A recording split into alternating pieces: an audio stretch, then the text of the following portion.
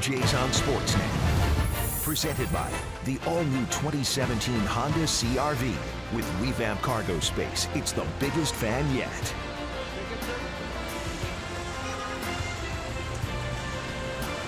Welcome to Toronto, and the roof at Rogers Center is wide open. Marcus Stroman ready to take the mound. This field level action cam is brought to you by the Samsung Galaxy S8.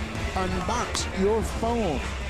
Stroman 10-6 on the season, making his third start of the season against the Tampa Bay Rays, his 10th career start against Tampa Bay. The two teams have split the first two games of this series. Kevin Cash, the youngest manager in the major leagues in his third season with Tampa Bay. He has shaken up the lineup a bit as he put Brad Miller in that leadoff spot. He dropped Corey Dickerson down into the sixth spot in the lineup, trying to continue to spark the offense. Evan Longoria has hit well against Marcus Stroman, a Blue Jays starter for his career. 9 for 27, a .333 average. And then in that sixth spot, Corey Dickerson. He, too, has hit well against the Blue Jays. He's got a couple of home runs against Stroman, but for the season, hitting .300 against the Jays. Starting to get it going a little bit after a prolonged slump. Kevin Cash said he might do that, shake it up just a little bit, because Marcus Stroman has had some pretty decent games against Tampa Bay in his career. Deserved better last time out. He threw 8 innings. That's the longest start without an earned run since September of 2014. Third time this season he has thrown at least 8 innings, did not give up an earned run, still picked up that 6th loss of the season. He's got an ERA of 3. That puts him in the top 5 in the American League. Marcus has been throwing some great baseball. And with him, you know you're going to get some length and you're going to get a lot of balls in play. Stroman is third in the American League in ERA behind Chris Sale and Corey Kluber. Terrific company for Stroman as that ERA is right at an even 3. Brad Miller steps in. Miller leading off tonight. First time he's hit leadoff all season long. First pitch is outside and we are underway. Miller's not having a good season by his standards. 196 with 5 homers. Yeah, his standards, he might not hit for a really high average, but he's going to hit home runs. He hit 30 bombs last year for this team. This season he only has 5. He hit .243 last year in 548 at bats. Just hasn't gotten it going this year, and it's been a struggle for him like most of his teammates over his last couple of weeks. 3-1 now. Stroman, as we mentioned, got off to a great start in his last outing Friday night. Retired the first 7 he faced in that Pirate game. But he has the ability to get weak contact even in hitters' counts. Yeah, 3-1. He can just drop that sinker in there. It's tough to hit it square against him. He got 14 ground balls in that last start versus Pittsburgh. Excuse me, Buck. Kicked it around a few times, and that cost him 4 runs. That ball bounced right off home plate. Donaldson unloads in a hurry. Nice play by JD, and that's what he's been doing on defense lately. Really playing good in the field to match his production at the plate. Eyes on it. I think the whole key right there was he got his feet set before he caught the ball. Stroman enjoys that play from Donaldson, but JD's been fielding the ball extremely well. Backhands coming in on balls, going back on balls, anything. Smoke over at first has had a terrific season as well, fielding, committing just 1 error. This is his 109th start.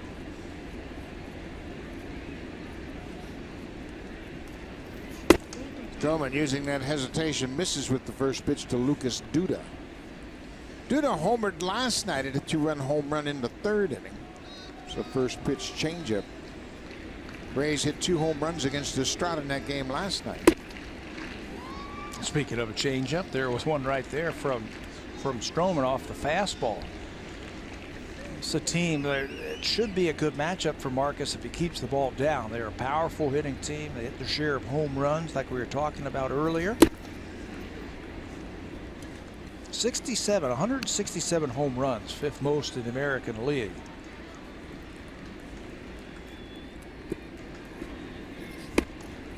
There's a strike. It's 3-1 now to Duda.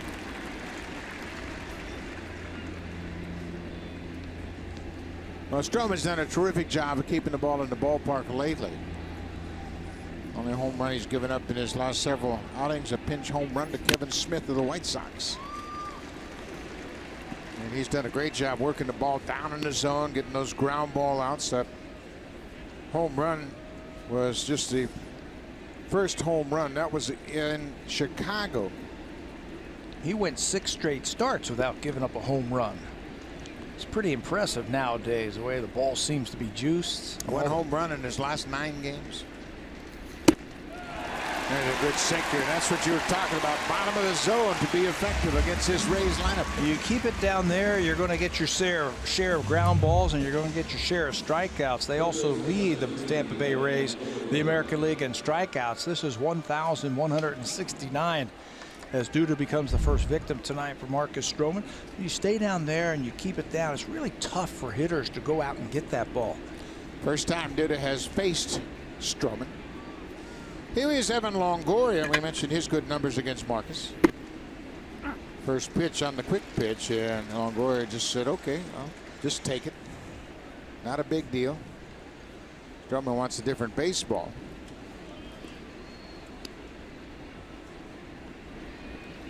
Two outs. We're in the top half of the first inning. Tampa Bay won last night 6-4 on 13 hits. Blue Jays won the opener 2-1.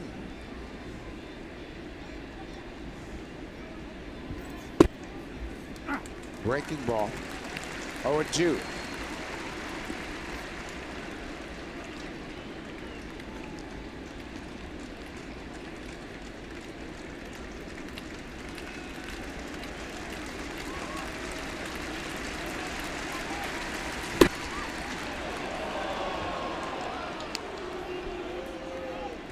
Marcus thought he had a strikeout. He's been getting a lot of strikeouts with that slider over his last 9 starts. Nearly 70% of the strikeouts have come off that slider. Thought he had one right there. Slider again, and he does indeed strike out Longoria. Marcus Stroman 3 up, 3 down, a couple of strikeouts. 16 pitches in the book for Stroman.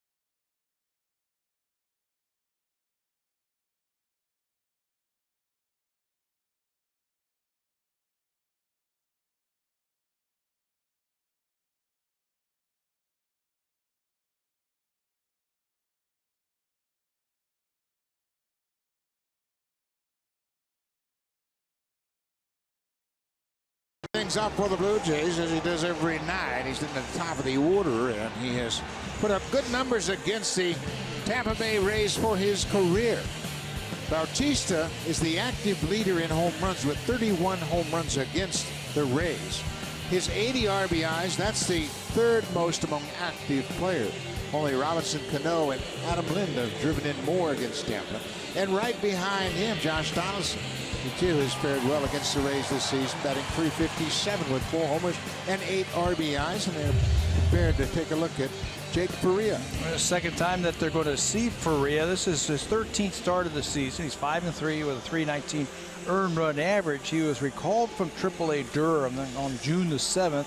Made his major league debut against the White Sox. His second start, that was against the Blue Jays. They got him right here at Rogers Center on the 13th. Pitch shutout baseball into the 7th inning. Only run allowed came later in that game. Russell Martin had a double. Ezekiel Correa had an RBI single. He's been tough for this Tampa Bay Ray team. Got up to a great start. Through his first 6 starts, he went 4-0. Bautista goes after the first pitch and pops it straight back. Jose in that last start against Faria 0 for 2 with a walk. But then again, he gets a walk against everybody. Yeah, it seems like he gets a walk every night, doesn't it? He's up to 69 this season. Fastball in there for strike 2. Pretty simple. What he'll do is fastball slider to righties, fastball curveball changeup to lefties. There's that slider, misses down and away. Faria in that last start against the Blue Jays had a shutout going into the 7th. Pitched out of a couple jams early on in the 2nd and the 6th. The only run he allowed came in that 7th. Russell Martin doubled in. Ezekiel Carrera drove him in with an RBI single. He started off on a house of fire in the big leagues. There's the 2 players. Russell on the DL, Carrera not in the lineup tonight. Pitched into the 7th inning in his first 3 starts in the big leagues. Slider in the dirt.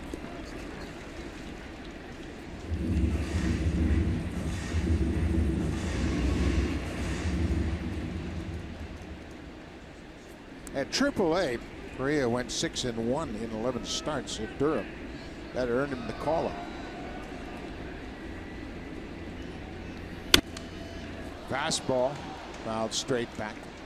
You know, this is something we've kept our eye on the last few games. After Josh Donaldson mentioned it, he said just pay attention to how few fastballs we get in fastball counts, in pitcher counts where they should be attacking you. How infrequent those fastballs are thrown. I know they get a lot of sliders. There's another one. What's impressive is how they are able to lay off of them and run that pitch count up. This is going to be at least an 8-pitch at bat, first batter of the ball game. Something that we have seen on this whole homestand from Jose.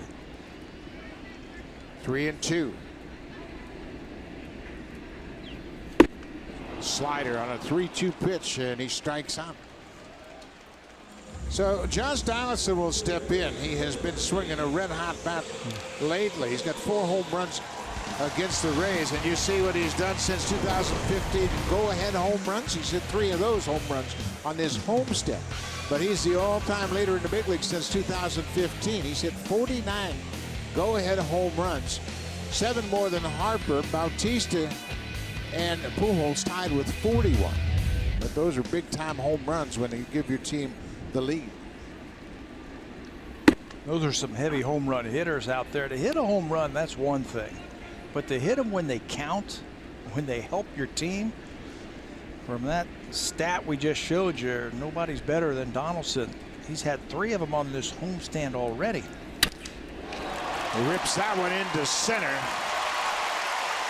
He got a fastball, didn't miss that one. An 0-1 fastball, and Donaldson has a base hit.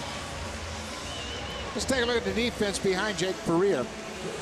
Tonight he's got a different catcher in Jesus Sucre making his 40th start. Peter Borges still in center until Kiermaier comes back, and Robertson has moved around on the infield. Yeah, second time that we have seen him at shortstop. We saw him at second base yesterday. He made some outstanding plays at second yesterday. He gets the start tonight at shortstop. He's played second, short, third. He's also had some starts in left field for this team.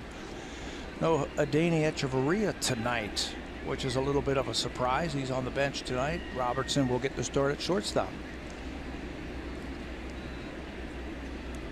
Justin Smoke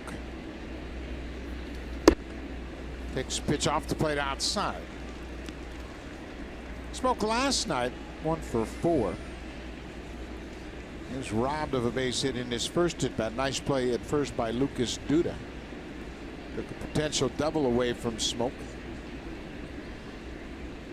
Smoke hitting at .296 at the start of this game. You know, that's interesting how you say that. He's never been really a guy who's hit for a high average, and I know he's a switch hitter. Do you know where the majority of his hits have gone this season? To center field. That's a sign of a guy who can handle the bat, who's going to have a high batting average, because he's going to take that pitch away from him and hit it back through the middle. Home runs are going to be there. He's got 32 of them.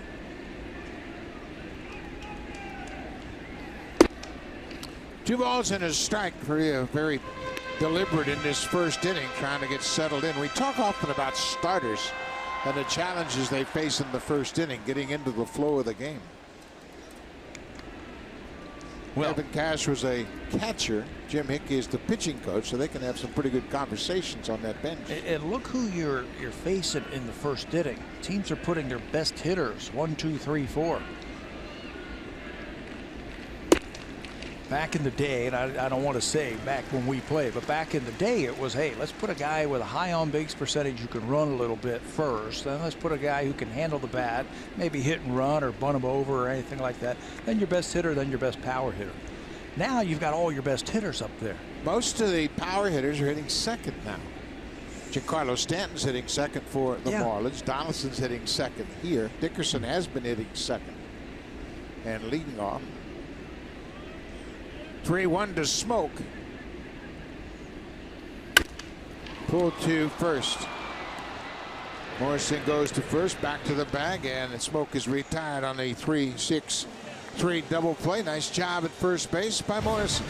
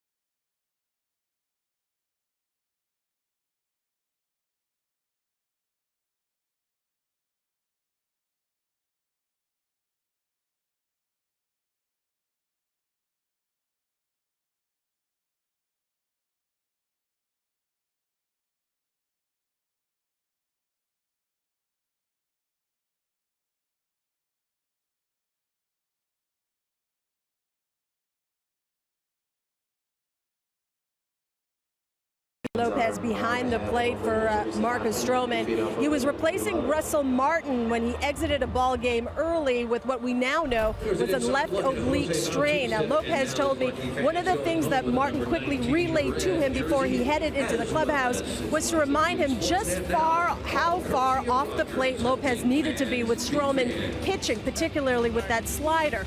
Lopez said that one thing fans likely wouldn't have noticed because of his mask was just how much he was shouting out to Stroman, asking him whether he was in the right position. After receiving that first pitch, Lopez told me he yelled out to Stroman, "How's that? Is that far enough? Farther? How's this?" Stroman would mouth back a little more or a little less. Lopez telling me that as a new catcher, it's mandatory to have an open line of communication, Buck, talking in between innings and even yelling out to the mound during the ball game. Absolutely. You don't have a chance to work with these guys before the season. Now you're here midstream, and he was thrown into that game in the second inning. Russell was actually out preparing to catch the second inning and decided he couldn't go. So Raffy had to put the stuff on and really get up to speed quickly. He did a heck of a job for the next 7 innings catching Stroman. Morrison bounces it back to the mound, and he is thrown out quickly. 1 pitch, 1 out. Hit a home run with any project this season. Home Hardware, proud sponsor of the Toronto Blue Jays. You know, Hazel was talking about yelling out to the pitcher. I used to do that all the time. What'd you say to him? What in the world are you doing out there? So you saved a trip to the mound. Yeah, just yell at him. Go out to the mound. I was concerned about pace of game. Daniel Robertson, he has played short, second, and short in the 3 games so far in this series. Ball and a strike to Robertson. You know, we mentioned last night about the interlocking grip right there from Daniel Robertson. I went and asked him today. I said, hey, where'd that come from? As he's going to step out against Stroman, he was saying, I was watching Souza when I was on the DL, how Souza does that. He interlocks his finger, and he says I was more of a top hand type of hitter where I was really rolling around over all the ball. Ball's hit hard to right field, but it's an out. But he said, ever since I started using that, I'm getting through the ball just a little bit better, hitting more line drives. So he said, I'm going to just keep using it. Good job finding out the genesis of that. Souza does that because he too's a top-hand hitter, and he's got such a strong top hand, he would roll over.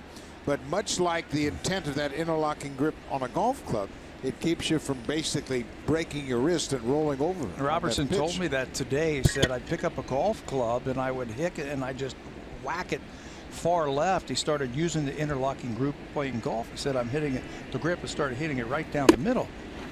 He said, I tried now going back to that grip on baseball, like a normal grip. He says it feels weird.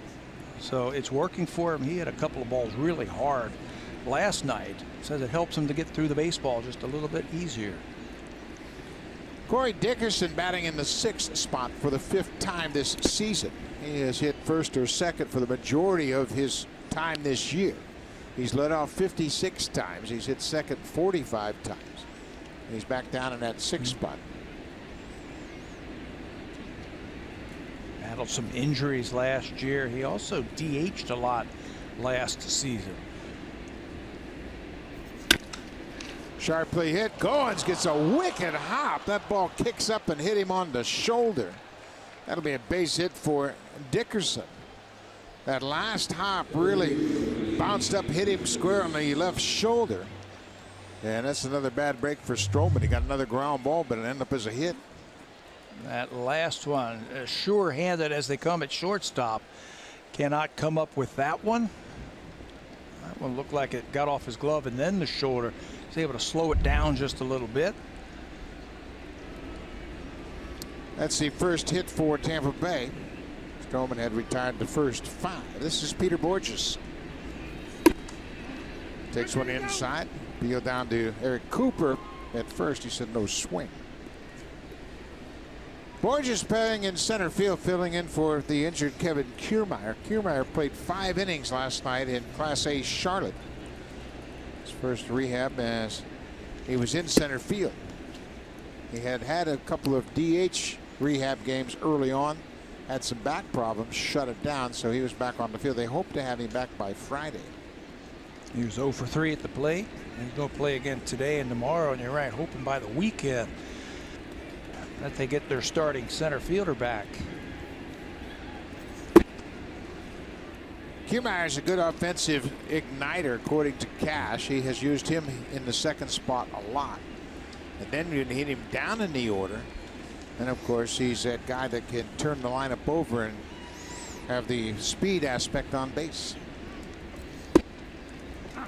I like his determination when he plays the game. It really sets the tone, I think, offensively for this team. He's got the same impact as Brett Gardner has for the Yankees. He's got that fast motor, top of the order. 3-1, 2 outs. Cut on and missed. Now it's a full count. Smoke over at first, looking in for instructions. They're going to keep him on the bag. Dickerson runs well. You don't want to have him get a big lead should there be a gapper here. Yeah, Rafi Lopez reminding everybody, the infield, that any ground ball, the play is going to be over at first base. There goes the runner. Strike 3 called. Stroman drops that breaking ball on Peter Borges. That ends the inning. Tampa Bay gets a 2-out single. Stroman with that wicked breaking ball locks up Peter Borges. That's his 3rd strikeout so far in this ball game.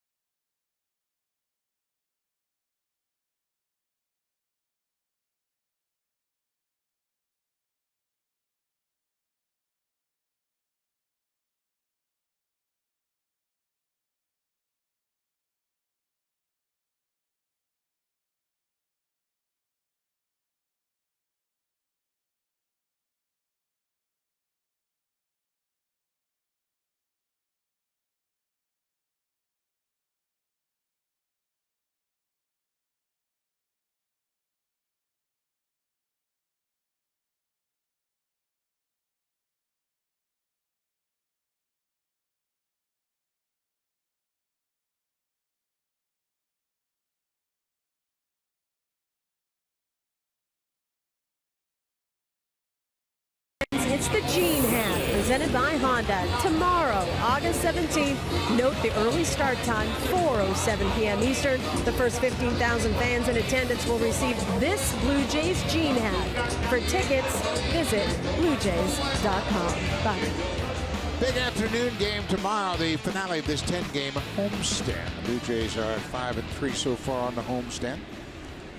Those guys top of the order have done a lot of damage on this homestand. Bautista's gotten on base. He's gotten some extra base hits. And Donaldson has been hitting the long ball. Kendrys Morales, the cleanup hitter, batting fourth tonight. Morales out of the lineup for a few days on this homestand. He was sick. Trying to get his stroke back. 0 for 4 last night with a couple of strikeouts. Longoria, not quite as dramatic as Shift, and that pays off for Tampa Bay as he takes the grounder. The pitcher, Jacob Faria, making his 13th start of the season. The first 7 we mentioned got up to a great start, but it's a different story now. Could that be just the league is getting more familiar with it? They're understanding what he's going to throw, and he might be missing his spots. His whip is a little bit higher than it was in his first 7 starts, but he's got a good arm. He's got a good pitcher's body, doesn't he? 6'4", over 200 pounds. He's got a very simple delivery. And when he gets out of whack just a little bit, Kevin Hickey will give him a couple of pitches, and then he'll go out there and remind him. And he has that ability, as you can see, that windup is very simple. He has that ability to adapt and understand what they're trying to say, and then to get back into his proper mechanics. Doesn't walk a lot of players. Formerly a 10th round draft pick. I mean, is there a better organization who drafts pitchers from the 5th inning on and develops them in their farm system and then come and help their big league team? Yeah, they've got a great core of instructors. They have a great program of development. Jim Hickey talking to tomorrow's starter, Chris Archer, about how they might approach Pierce. Pierce gets a hanger but pulls it foul. Well, commanding the fastball, I think, is important for a lot of the Tampa Bay Rays. You better be able to command the fastball. Then you better be able to throw the changeup and then have another breaking ball. 3 of them that you have to, at least 3 pitches that you have to be able to get over at any time. We have seen this from these pitchers who have come out of the farm system of the Tampa Bay Rays for years. 1-2. Another high pitch. This one's foul. And you know what they do when they draft high school pitchers? They leave them in the minor leagues a long time until they are absolutely ready to come up to the big leagues and help them. Well, and they do such a good job of building the numbers of pitchers that they're developing. They don't have to rush any 1 or 2 guys. That's driven to right.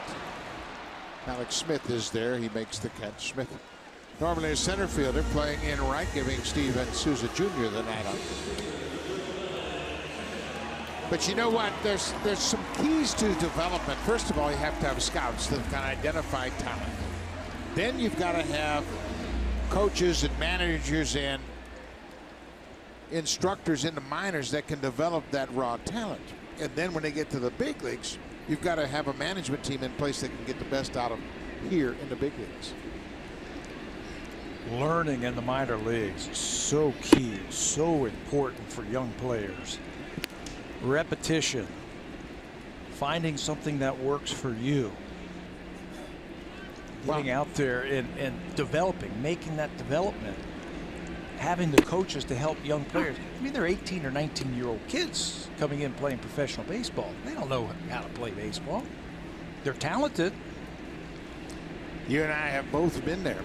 I think you really know how to play baseball, and you see all the other pro players and you go, wow, these guys are pretty good. That's a fair ball. Just inside the line into the left field corner. Dickerson comes up throwing. Pilar slides in safely. With yet another double, his 28th double of the season. It comes with 2 outs. Kevin Cash, he's going to have a little chat with Trip Gibson. And Cash had a good perspective from where the manager said, watch this ball. Gibson certainly positioned perfectly. And, boy, it looks like it goes over the base. Yeah, all it has to do is go over any part of the base. Kevin Cash's argument from where he was sitting, he was saying there's no way that that ball went over the base. Kevin Cash just indicating that he thought that because that ball hit so far foul past the bag, there's no way it could have crossed over the base. So he gives up the ghost. Tom Foley is checking with the video, but that play is not reviewable. It's not because it's right in front of the umpire. You can't review it, but it'll go as a double for Pilar. All it has to do is get over a piece of that base. And the angle from which that was coming in, it looked like it might have just scraped that inside corner.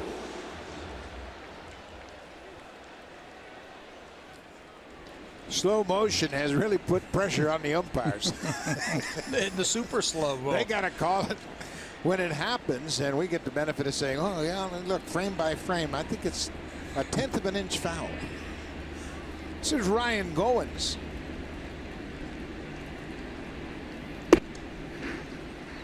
We have mentioned, of course, Goins and his production with runners in scoring position. He's been terrific. He's just one off his career high in RBIs with 44. Goins hitting .341 with runners in scoring position and 2 outs, just like now. You've talked with him about his approach and how he makes some slight mechanical adjustments. Oh, he's choking up just a little bit more since the All-Star break. He's choked up. He says, I just want to shorten my swing just a little bit and get it into the outfield to score that run. You can see the outfield for the Rays. They're short in left and they're short in center, but they're very deep in right field. They might be too short because we've seen him hit balls to the wall in left field. 2-0 pitch. Staying away from Goins. Everything about belt high away. 3-0. Now when Barney waits on deck, Pilar with a 2-out double.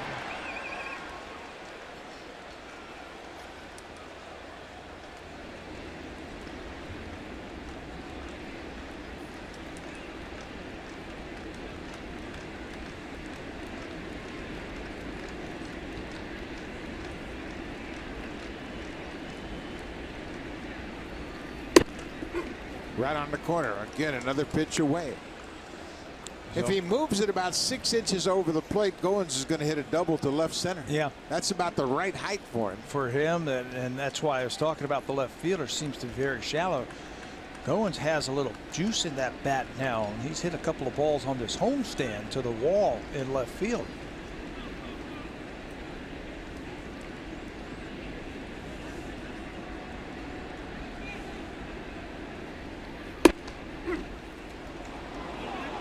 Boy, he has kept it outside. It's really interesting how all of the pitches are on the same level. Just right straight across. Not high, not low, just about belt high in the middle. Now, if you're a hitter, he's thrown 5 pitches like that, I'm going to take a half a step towards home plate, and I'm going to look for the ball out there. I'm going to erase my toe hold that I had, and I'm going to create a new one, get a little bit closer to plate so I can reach that pitch. Full count, 2 outs. Pilar takes his lead at second. To him a changeup. First pitch out of that pattern. Splitter that was down at 83.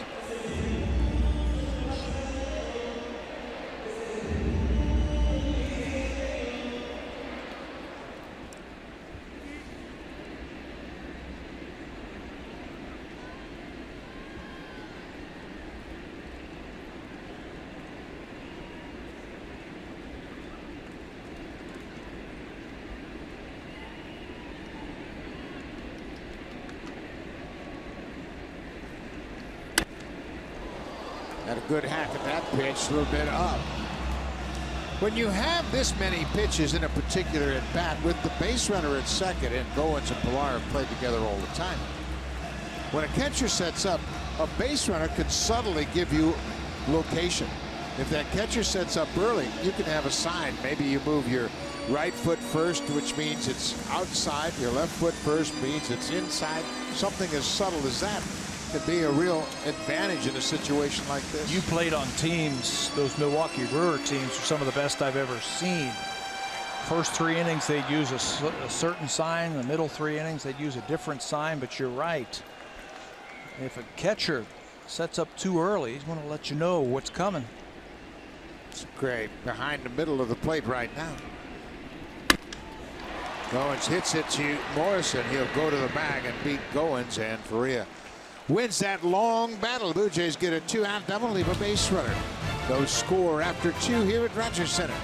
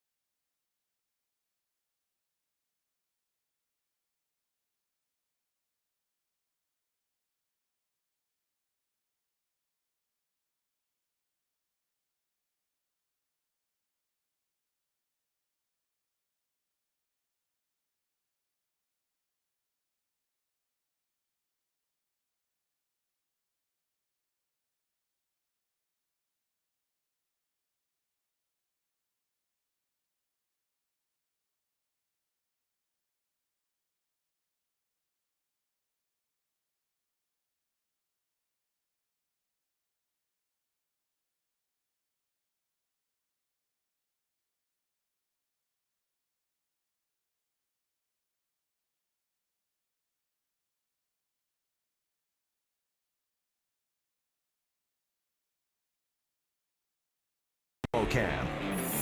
Brought to you by the Samsung QLED, the next innovation in TV. Right fielder 0, Alex Smith. Enjoying those comfy green chairs in the TD Comfort Zone are guests from one of TD's community partners. Welcome, everybody. Welcome. Welcome indeed on a gorgeous night here at Rogers Center. 26 degrees at the start of play. And I tell you what, this has been a terrific homestand for weather. We've had a couple of showers during the day, but it all clears out by game time, and they open up the roof. Marcus Stroman has allowed just 1 hit. There's a hot shot infield hit off of Ryan Goins at short. Game with 2 outs in the second. Alex Smith playing in right field tonight. He has gotten a lot of work in center with Kiermaier on. It's the start tonight. No Steven Souza. Souza had pretty good numbers, or has pretty good numbers against Stroman in his career, but he's not in there. Smith gets the call tonight. Different type of player than Steven Souza. Souza power. Smith a little bit more finesse and speed. He gets jammed on that pitch.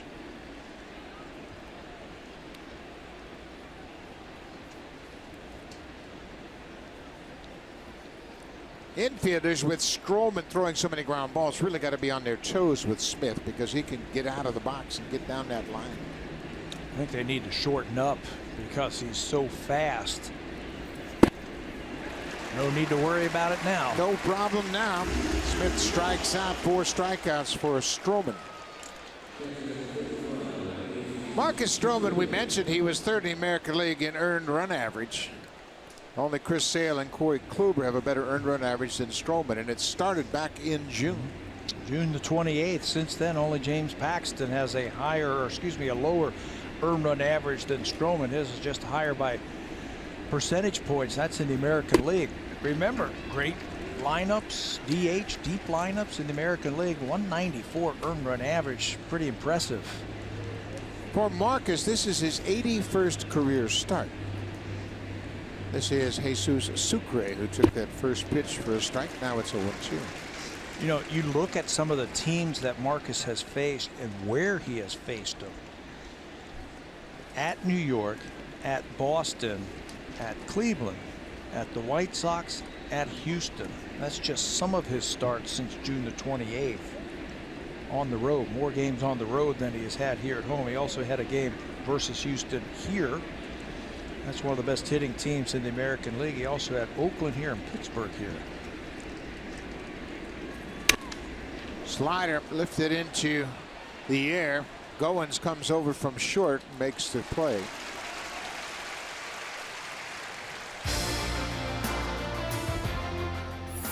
The all-new 2017 Civic Si. When it leads off, it leads for good. Honda, proud fan since 1977 and the official vehicle of the Toronto Blue Jays.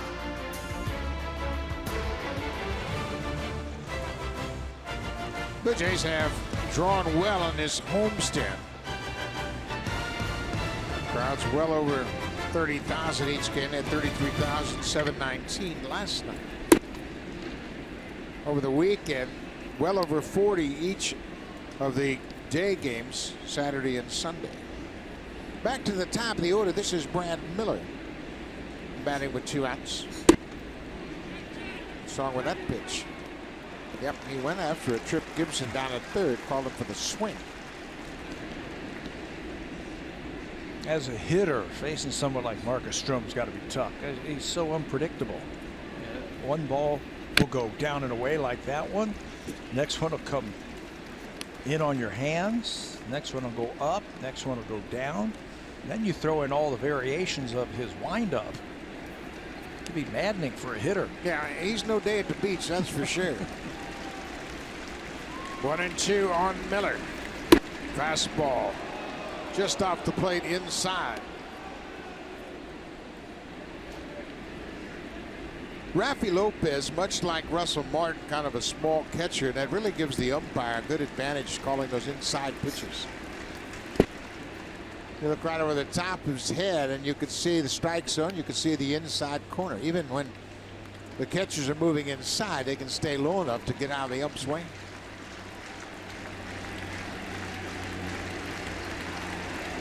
Full count, 2 outs. Top of the third inning, no score. There's a base hit. Miller gets on that high fastball and singles to left for a 2-out single. Second inning in a row that a 2-out base hit. Everything was down until he got to 3-2 and got under this ball just a little bit. You can see how that ball spins off that middle finger and stays up. Looked like it was going to be a sinker that he got underneath and it stayed up. Yeah, he got underneath that sinker and that's what made that ball stay up. When he gets his hand on top and leads with his hand, that's when he gets that great movement down. 2 outs. Lucas Duda. Duda struck out the first time he faced Marcus back in the first inning. Those are his numbers for the season: 21 home runs, 43 RBIs. He's hit 4 home runs since joining the Rays.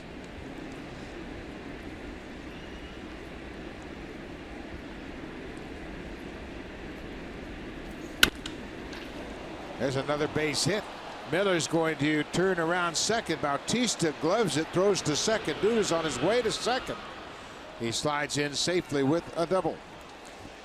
So a 2-out single followed by a double, and the Rays are threatening here in the third. Kevin Cash trying to get Duda going, had him play first base the last couple of nights.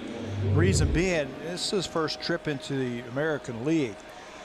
So as a National League player, there's no DH, so he wanted to get him to play in the field just a little bit, get his bat going. He's hit a home run already in this series, and now he's got a double out of the reach of Barney. Bautista cuts this ball off. If Jose doesn't cut that ball off, I think Miller was going to score. He cuts it off, gets it back in, and holds that runner at third base. Duda has 4 hits now in the series. Miller's at third. Duda's at second for Evan Longoria. Right there, Stroman was declaring whether or not he was pitching out of the stretch. That's a new rule initiated this year because of so many abbreviated winds up. He let the umpire know at home, I am working out of the stretch. So that changes the entire movement of Stroman. Yeah, because he starts side saddle, that side saddle rule, it's called the David Price rule. He's got to declare to the umpires if he's going to be in the stretch or if he's going to be in the windup. If you start your windup with your foot parallel to the pitcher's rubber, you have to declare whether or not it's going to be out of the stretch or out of the windup. Longoria goes after the first pitch. So from that spot where he is starting now, that left foot, he can't move it back towards first base like he does in the windup. This is his stretch position. He's got to come set before he delivers the ball home. Can't move that front foot.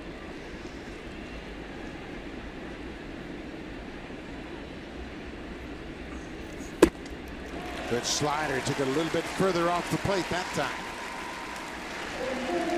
Remember Hazel May's comments about Rafi Lopez and where he should set up on that breaking ball. He just needs to slide a little further to the outside with 2 strikes.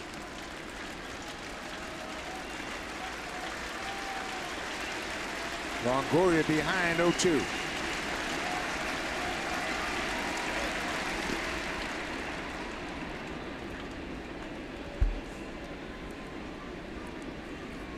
Remember, Longoria's had success against Stroman in his career, 9 for 27 coming into this game. Struck out his first time up. Well, look for that slider away in certain counts and certain situations and just try and shoot the ball to right field. Sinker ball just barely foul past third.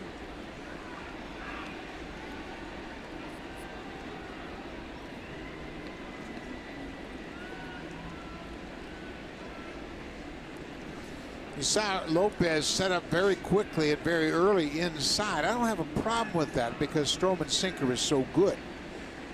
I think it's more important that Lopez gets in a good position and gives a good target than worrying about whether or not he's relaying location. High pitch hit to right. Bautista's there, and that'll end the inning. Stroman strands a pair. A couple of 2-out hits. Longoria flies out. They end the top of the third. Barney, Lopez, and Bautista when we come back in this scoreless game.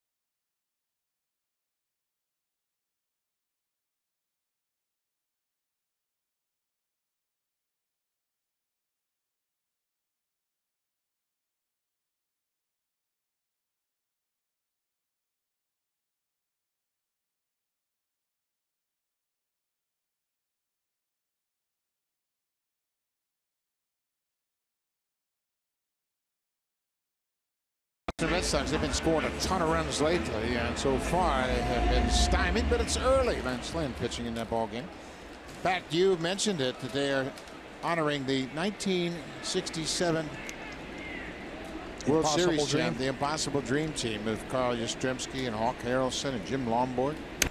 Reggie Smith was on that team. I think they mentioned there were 14 players from that team that have come back to join in the ceremonies. And Yaz doesn't come out very often.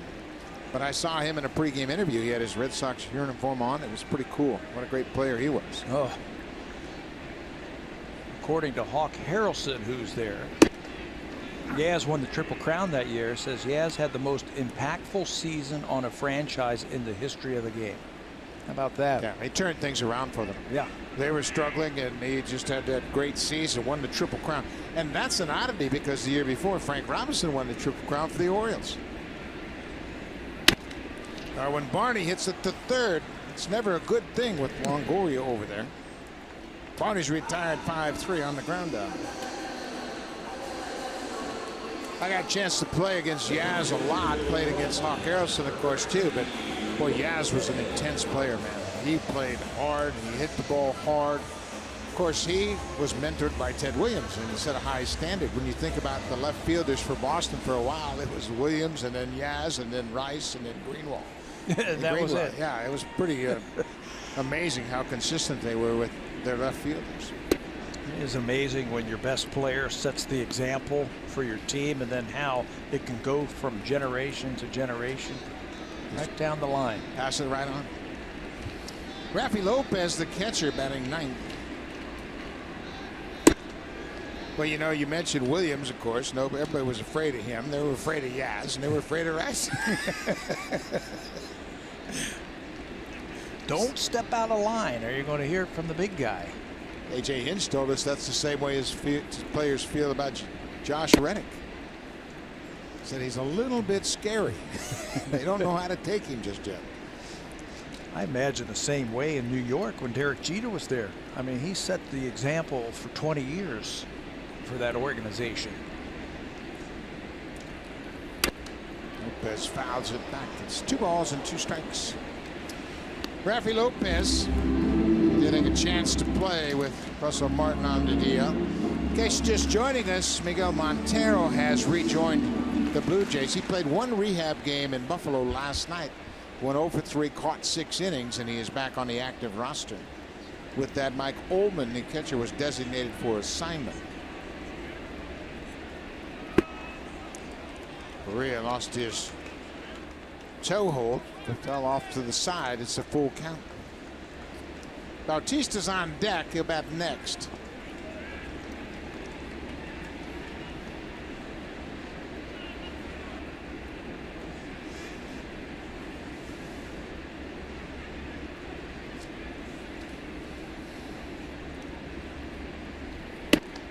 He lays off that high pitch, draws the walk. First walk issued by Correa. And that'll bring Jose Bautista top 2 spots in the order. They've been doing their thing lately. Look at the 1-2 punch for the Blue Jays, Pat, and they've been very productive. That could be a big mistake, walking the number 9 hitter to get to these 2 guys. Jose, over his last 30 games, he has 19 hits. 15 of them have gone for extra bases. And Josh Donaldson, 22 hits in his last 18 games. Josh had a single his first time up, right back through the middle. He's now hitting over 300 in the first inning. Something about that. But these 2 at the top of the order have really set the tone for this team lately. Bautista struck out on a 3-2 slider his first time up.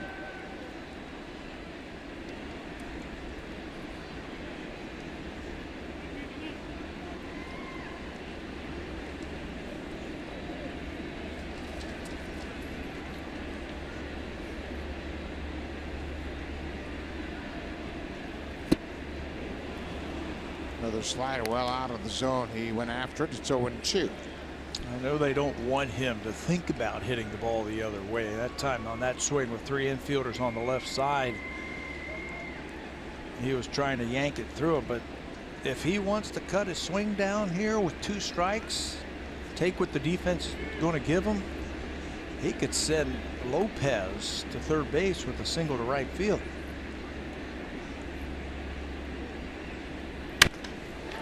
Takes a shot at right to hit it hard, but it's well foul into the second deck. Boy, it is so inviting, that big gaping hole. With 2 strikes, just let the bat head lag just a little bit, your hands go forward, and that creates that line drive to right field. The right fielder, Smith, is deep too, and covering up that gap in right center field.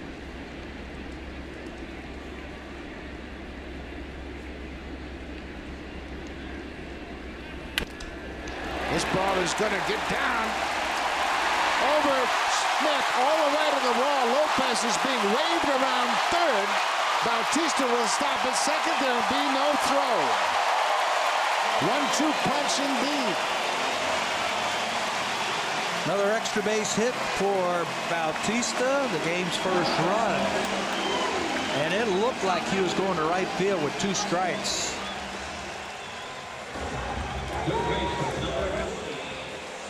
Jose with his 21st double. He also has 20 home runs. 2-strike approach. Let the ball get just a little bit deeper, and it works. Malik Smith was trying to cover up that gap in right center field. He got over there with his speed, but he got too close to the ball. Bounces over his head, and that's going to allow the runner from first base, Lopez, to score. Told you that's never a good idea to walk the number 9 hitter. Not with these 2 guys coming up. Bautista at second. Donaldson singled his first time up. Wow, he got hit right in the middle of the back, and he's not happy about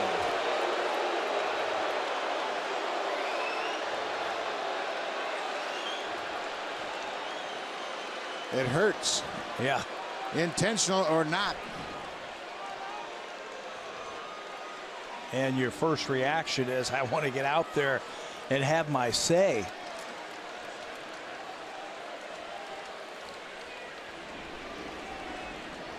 So Donaldson, he gets smoked after a bullet in his first at bat. Watch the catcher. They're trying to come inside, and that one catches him right in the middle of the back. Fastball that gets away from Faria. 4-seamer right in the middle of the back. And Josh, he wants to say something to him. Umpires got in there quickly. First and second for Justin Smoak.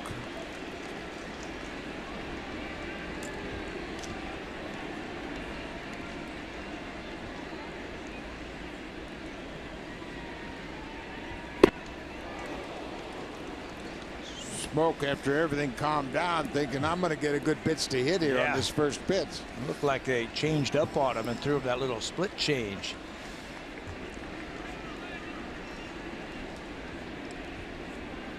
One nothing Blue Jays. Hits are even at 3 apiece.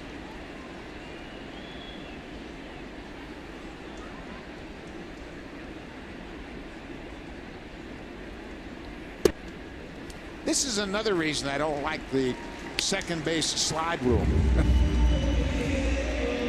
Before the slide rule was implemented, you'd have to hold that base runner a little bit closer at first to make sure you cut down his lead.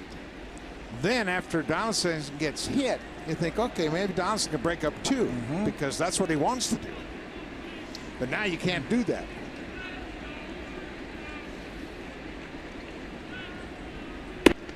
It doesn't want to hurt anybody. He just wants to go in there and get a little payback. Oh, I don't know if he doesn't want to hurt anybody right now.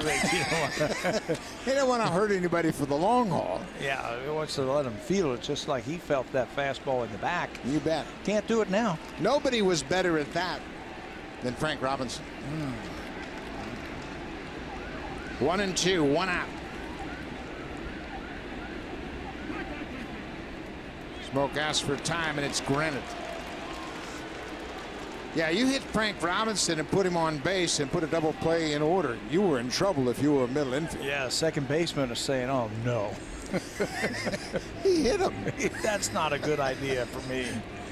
I'm going to get smoked here.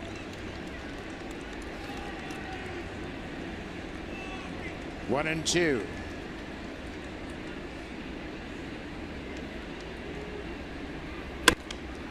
Popped up, off-speed pitch. Longoria backing up, infield fly rule in effect, and Smoak's retired. We mentioned Frank Robinson and those hard slides, and Robinson passed it on to the late Don Baylor, who just passed away recently. Robinson was the man in Baltimore when Baylor came up as a kid, and he passed that intention on to Baylor, and Baylor got hit a record number of times, and as soon as he got hit, the middle infielders were shaking their head. And he was a big dude, man, and you didn't want to get taken out. It's like Hal McRae. Hal McRae learned it at Cincinnati, brought it over to Kansas City, and taught those Royals how to break up a double play. And now you can't. Kendrys Morales grounded out to third base, his first time up. Breaking ball. Morales can handle that pitch. You throw him a breaking ball up out over the plate, and you're looking for trouble. Yeah, he's had problems with that breaking ball that's down under his knees. Tell you what, if he can get a ball into right center field, he's going to score 2 runs. They are playing him, shading him to left field and center field, and playing him to pull in right field. And hit a ball like the ball that Jose hit, he's going to score 2 more runs. 2 outs, they'll be off on contact.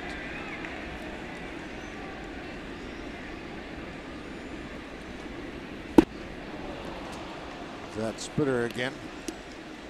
0-2.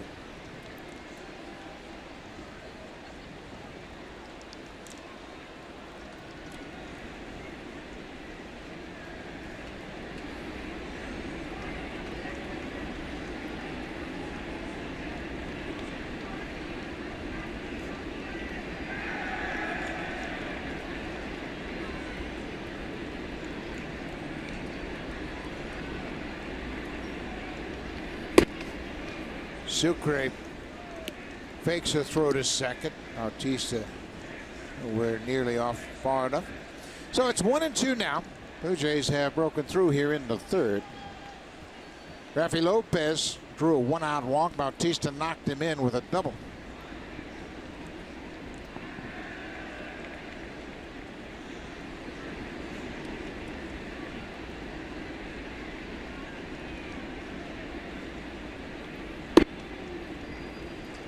Two and two.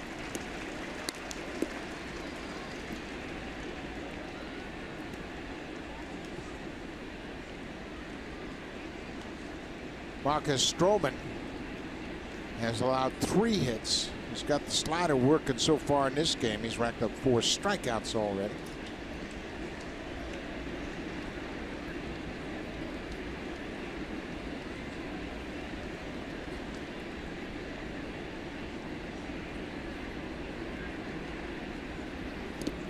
In the dirt.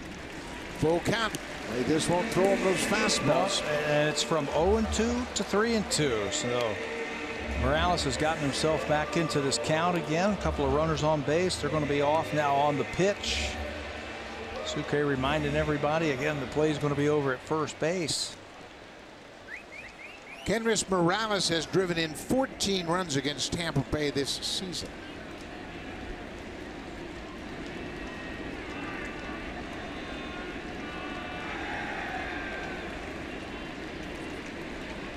Three-two, 2 outs. Bautista and Donaldson will be moving on the pitch. There they go. Cut on and miss. Morales got an off-speed pitch. That splitter does the trick once again. But the Blue Jays break through. Jose Bautista picks up the RBI with a double. It's his 81st RBI in his career against Tampa Bay, and the Blue Jays lead it 1-0.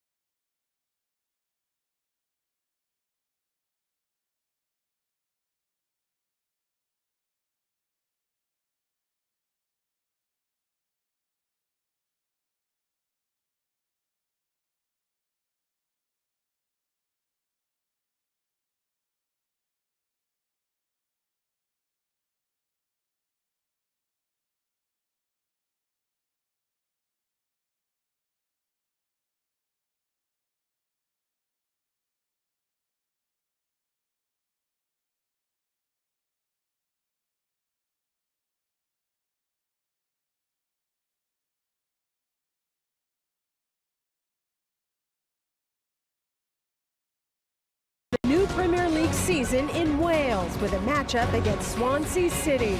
That's Saturday. You've got to get up early for this one, 7 a.m. Eastern, 4 a.m. Pacific time, right here on Sportsnet. Saturday, the Blue Jays will be in Chicago, game 2 of those 3-day games against the Cubs. Sioux Lookout's here. We're happy about that. Got some friends in Sioux Lookout. That's where you went fishing. It is. Right? And we're coming back, folks. Logan Morrison takes the first pitch strike. Fastball away.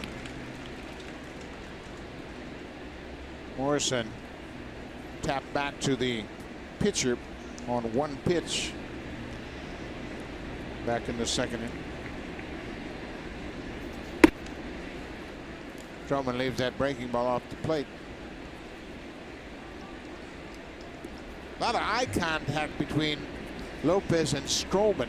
Remember, Lopez concerned about his positioning when he sets up to give the target. This time he's on the outer edge. And Stroman delivers another sinking fastball. Stroman throws Morrison out for a second straight time. 1 out. Let's check in with Jamie Campbell.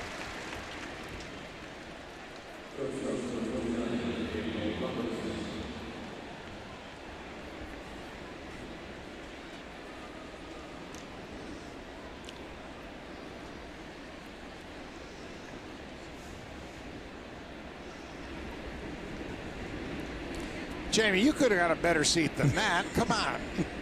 You got connections. Got your press pass. Well, that's good news for the Yankees as they've taken the lead. For Judge, home run number 37. And everybody knows he's had a tough start to the second half of the season. Judge now has driven in 80. The question becomes, does he get a strikeout tonight? Get a strikeout. So far, so good. So if he does, he'd be setting a record. Set a new record. He is tied now with Adam Dunn, the big slugger.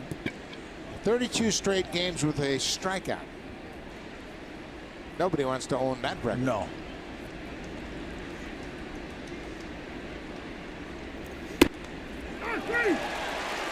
Robinson called out on strikes. 2 away. Beauty Tone, Canada's color expert.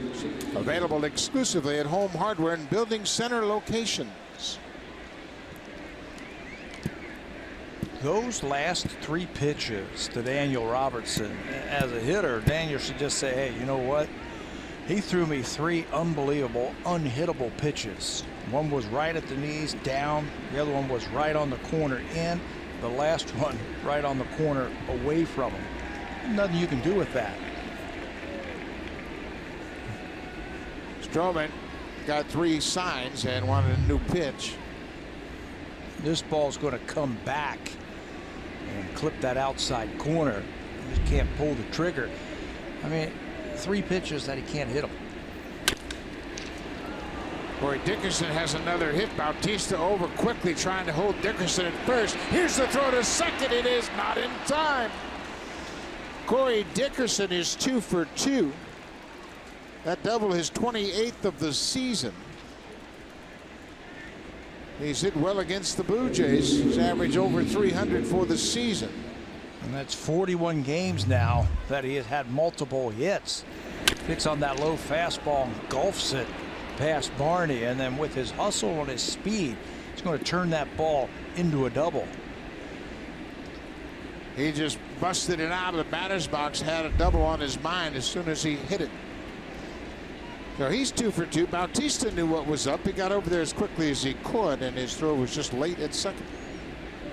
So Peter Borges now. Borges called out on strikes in the second.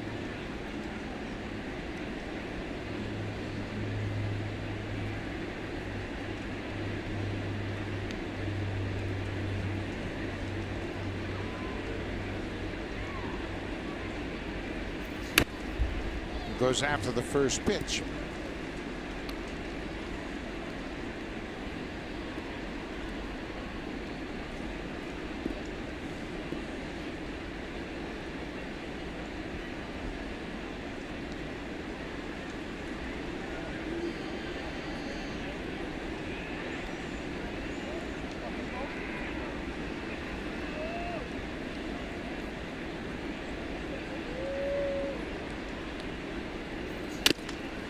Bouncing ball. Goins charges in quickly and fires in time. Borges is retired.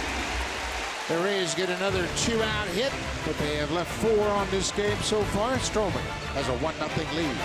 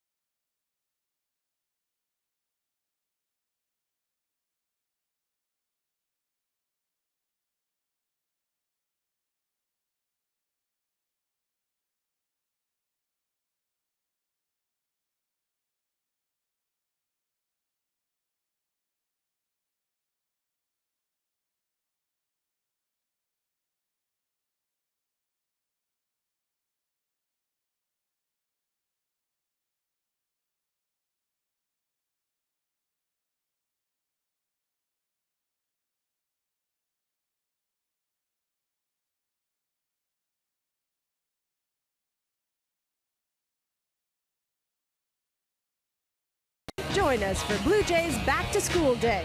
The first 15,000 kids under 14 and under entering Rogers Center will receive this Back to School backpack. Then sit back and watch the Blue Jays host the Minnesota Twins at 1:07 p.m. For tickets, visit bluejays.com. Now that is a pretty slick backpack to start your school. So make sure you check it out. Get your tickets and come on down. Big enough to put all kind of books in there, right? And school supplies and everything, right? That's everything. Lunch, dinner, breakfast. You can put everything in there. Bottom of the 4th.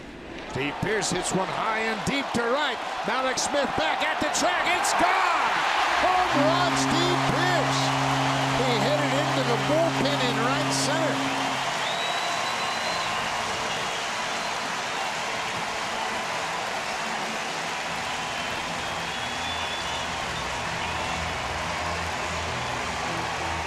Showing off that opposite field power. Home run number 12 on the season for Pearce.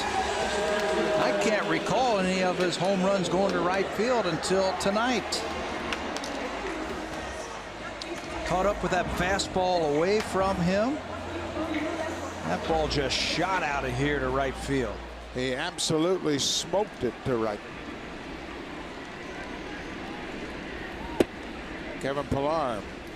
Kevin doubled. High fastball. He's a lot like Faria, is a lot like Odorizzi, where he will try to throw that fastball upstairs to get it by you. That time, Pearce rode it out of here.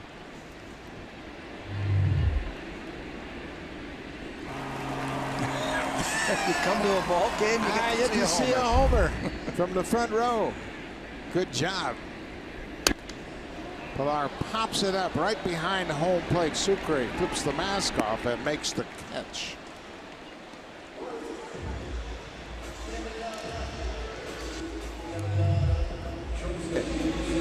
Steve Pearce is going to get that 4-seam fastball. It's going to be up and out over the plate. The Super Slow-Mo brought to you by the Samsung QLED, the next innovation in TV. That's how you drive a ball to right field and knock it out of the ballpark. Home run number 12 gives the Blue Jays a 2-0 lead. Hits are even now at 4. 1 out. The Steve Pearce home run came on the first pitch, and it's the 22nd first pitch home run the Blue Jays have hit this season. That's the most of any count in their at-bats. They're very aggressive on the first pitch. Goins lifts this one high into the air, shallow left. Dickerson, the left fielder, calls for it and makes the catch.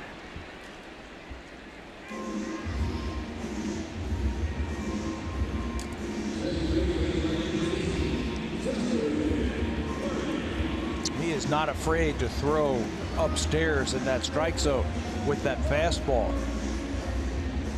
You got to make a quick decision if it's going to be a ball or if it's going to be a strike. A pitch that you can knock out of here like Pierce just did.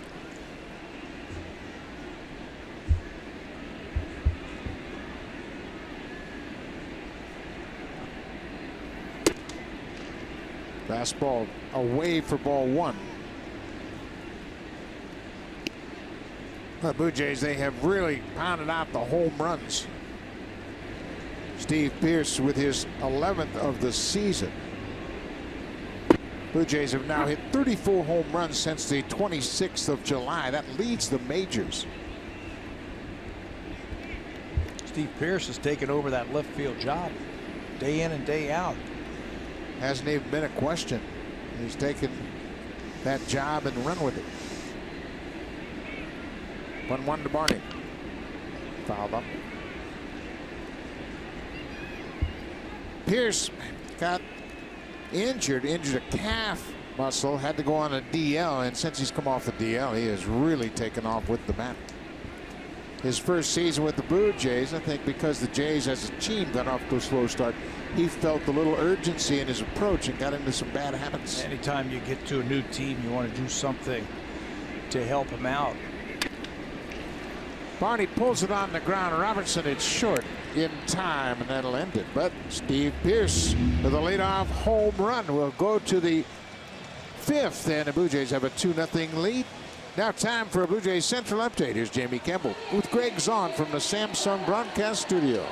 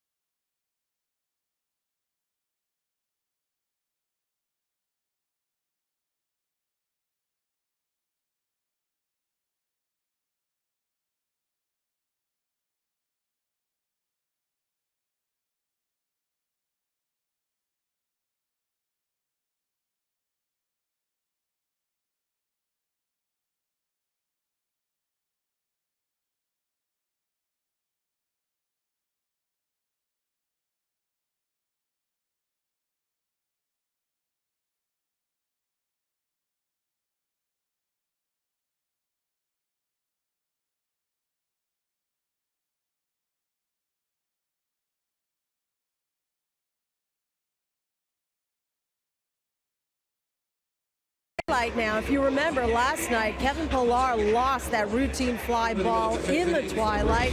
Pillar told me that when he loses it, he tries to reposition himself in the general area of where the ball might drop based on how the ball came off the bat.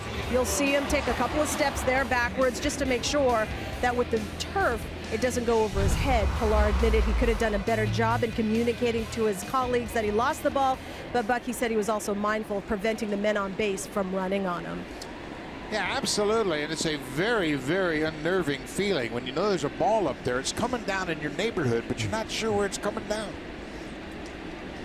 He was saying he was hoping that that ball would come back down under the lights and he would pick it up. He just couldn't do it. And he said by the time I saw it, about 15 feet away, he said I had to give some ground on that because I had to set myself. I didn't want it to bounce over my head like we saw last inning. So he played it right. Nothing you can do about that.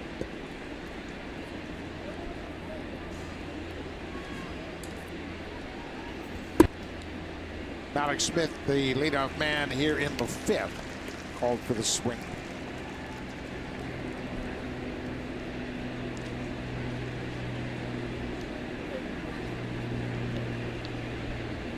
Smith, a strikeout victim in the 3rd. Stroman has racked up 5 so far tonight. He gets to that pitch, and Smith can run. That's all the way down into the corner. He's across first, headed for second. He'll stop there and settle for the leadoff double. His 7th double of the season. Let's check in with Jamie.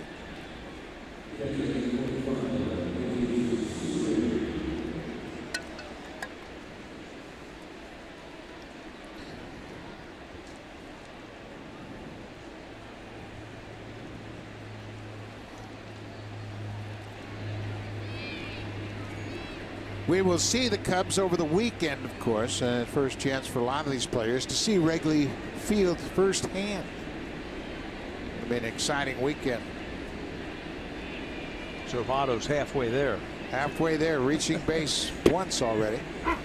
He has reached base twice in a game for 20 consecutive games. And if he does it one more, he will tie the great Ted Williams for the most consecutive games reaching base twice or more. 21 straight. That's crazy. You know, reaching base, is it that easy? No. To get on base in the major league? It is not. He is currently tied with Pete Rose, who did it 20 times in 1979, and Barry Bonds, who did it in 2004. Votto's hitting .435 during those 20 games. .435.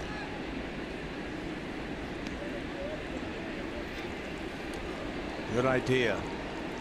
Good idea to throw that pickoff play on there with some speed at second base. One extra note about Votto. He has 26 walks in those 20 games and only 14 strikeouts. And he's been on base 55 times in those 20 games. That's like his second half last year. I mean, he was ridiculous in the second half last season. So it's a 2-0 ball game thanks to Steve Pearce's home run, and now Alex Smith with the leadoff double.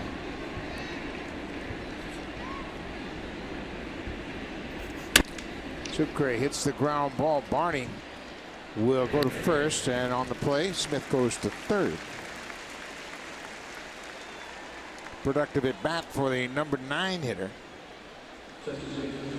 So that'll bring Brad Miller to the plate in this 2-0 game. Stayed inside the ball and advanced that runner. Now the Blue Jays with a 2-0 lead. They're not going to play the infield in. They're going to give up that run. Josh Donaldson at third base. Take a look at where he is. Because of that speed at first base, he's acting like a first baseman. He's going to hold him on. Now he can do that with the left-handed hitter. Miller goes around. Charlie Montoya, the third base coach, and Donaldson having a conversation. Yeah, he's telling him, hey, get over there. Get back to your position.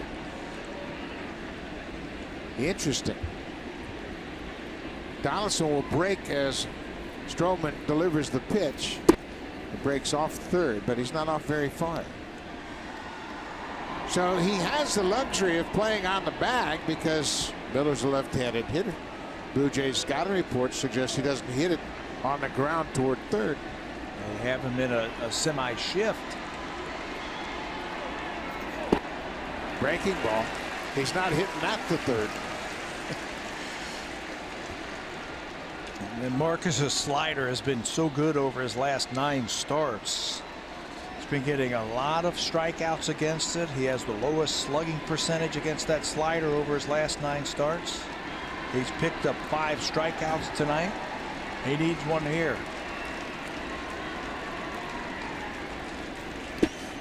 Good job by Lopez blocking that ball in the dirt. 2 balls and 2 strikes. Stroman gave up the leadoff double to Smith. Sucre grounded out to second. Now Smith is at third with 1 out.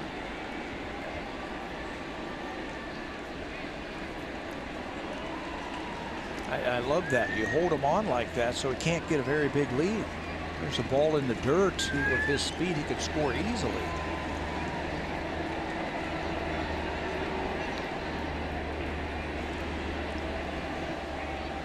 Now Donaldson has backed off of third. 2 balls and 2 strikes. Ground ball up the middle. That's going to score Smith. Nice play by Barney to record the out.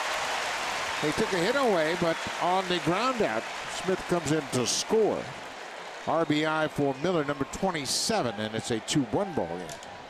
Productive run scored by Tampa Bay. They manufacture a run, leadoff double, get them over, get them in with this ground ball. Darwin with a nice in-between hop that he had to deal with. Marcus wanted that strikeout right there to keep that run, but he's very appreciative of the effort by Barney. Yeah, it was another ground ball, but it was hit to such a spot that Miller picks up the RBI. Sinking fastball. Lucas Duda 1 for 2. He doubled in the third. It was a 2-out double. He was stranded on base. In fact, that inning, the Rays left a pair.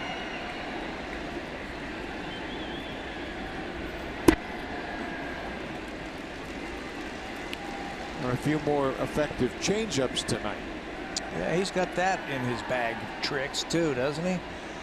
Against left-handed pull hitters, just pull the string just a little bit, a changeup.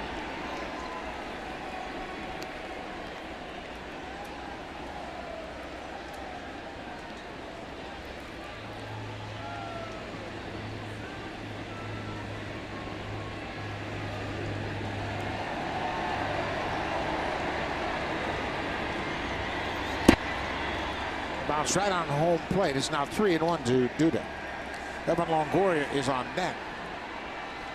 Longoria so far tonight a strikeout and he lined out to right.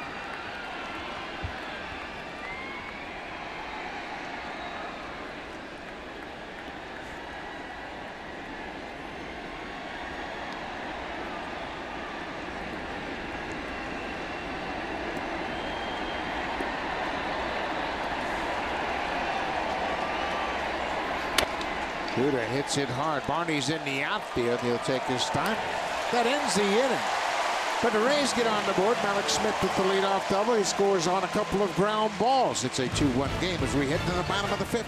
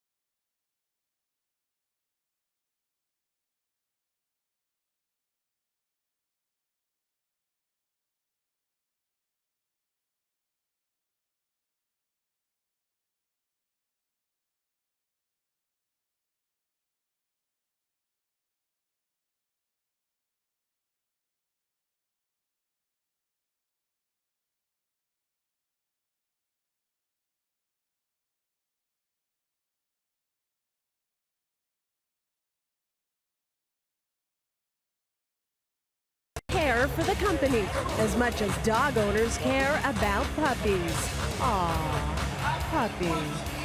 Book now at WestJet.com. WestJet.com, always a popular spot for the baseball fans to come out, enjoy a nice evening, and they have opened it up to kind of change the personality of this ballpark when they removed the restaurant windows and made that the WestJet flight deck. Tell you what, it's been beautiful here, this whole homestand. My goodness. Usually this time of the year, it's stifling hot and uncomfortable, but the nights have been great. Middle of August. Rafi Lopez, he drew a walk with 1 out back in the 3rd and came around to score on the Bautista double. Then Pierce hit a solo home run in the 4th.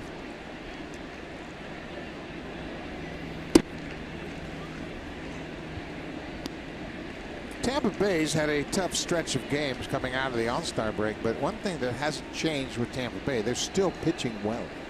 They lead the majors in ERA in the month of August. Their team ERA coming into this game is at 2.88. They have been pitching so well that their manager Kevin Cash was saying yesterday, he said if you were playing .500 baseball the way we've been pitching, you'd be really upset. And obviously they haven't, because they haven't scored many runs. But Archer, Odorizzi, and Blake Snell, 3 of the starters in this rotation, have thrown the ball well. Blake Snell, he won his first game since last year, last night. Yeah. Jim Hickey's responsible for putting together this great pitching staff, and he is year in and year out put together a good staff, rotation and bullpen. 2-2. Lopez chases that high fastball. Third strikeout of the ball game for Jake Faria. They'll give you one of those fastballs up there every now and then. You just have to be disciplined enough to lay off of it if you feel like it's out of the strike zone. But you're right, year in and year out, this team, even though they have stars on their pitching staff, they start to make too much money. They end up getting rid of them. And here comes the next generation of young players and young pitchers. That's really how you maintain consistency. John Sherholtz, the Hall of Fame general manager for Kansas City and Atlanta, said the secret sauce to success is homegrown talent. You just keep them coming. You just recycle the players. You get to a free agent year with one guy, you got 3 guys to replace him. And that's how you maintain consistency. And 4 good starters always seem to help too. Remember where he cut his teeth growing up in the Baltimore Orioles system in the 60s. Yep. They always had great pitching. If you pitch well and play good defense, you're going to be in every game. Doesn't matter how well you throw. You know, great Oriole teams of Earl Weaver's tenure, he always talked about great defense, good pitching, and a 3-run home run. It makes a lot of sense. Yep. Yep. Sherholtz then moved on to Kansas City, and they always had great homegrown young talent. Bautista turns on that inside pitch, especially on the starting staff. Yeah, early on in Kansas City, John Sherholtz was a native of Baltimore. He wanted to get into baseball, so he signed on as an intern and worked with Lou Gorman. Lou Gorman was the farm director. They both went to Kansas City for the expansion year in '69. Bautista fights off. That was a backup breaking ball. He was able to foul it up. Then to finish the Sherholtz story, from Kansas City, where does he go? Atlanta. And what was those Atlanta Braves teams always known for? Farm system. And great starting pitching. Great starting pitching year in and year out. They had waves of players coming out of their system. 1-2 to Bautista. Up the middle. Miller throws out Bautista.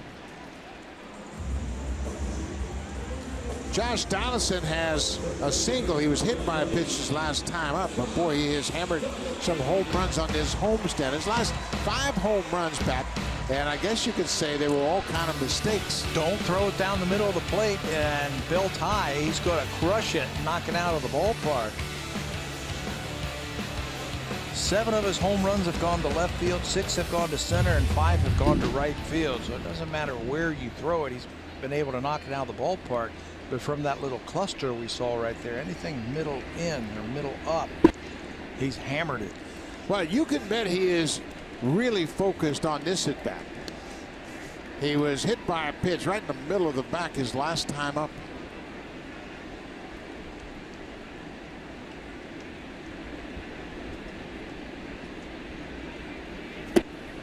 There's that splitter again.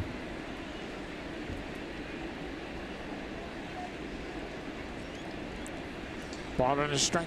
And you got to bet that he wants to do something dramatic here after getting hit.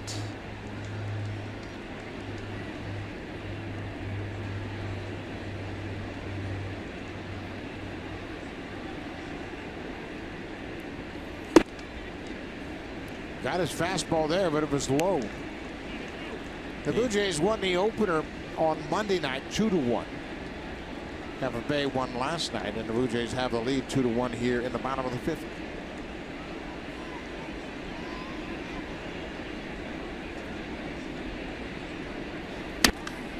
Donaldson rips it into left field.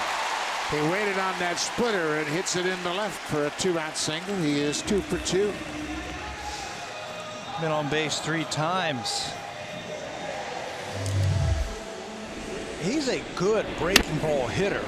When the ball is in the strike zone, he can hit it.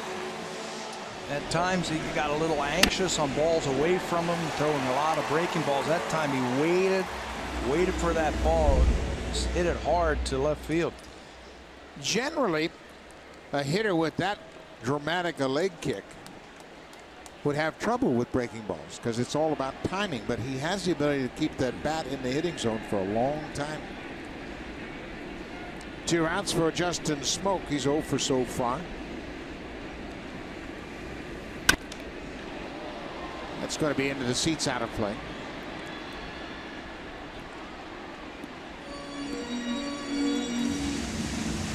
Smoke has grounded into a double play and popped out.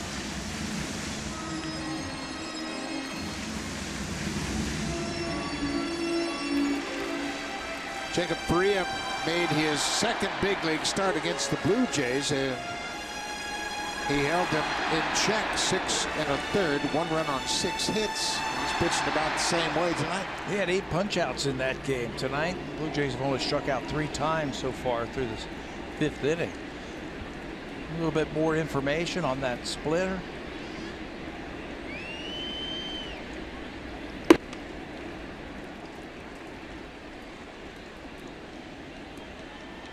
One count.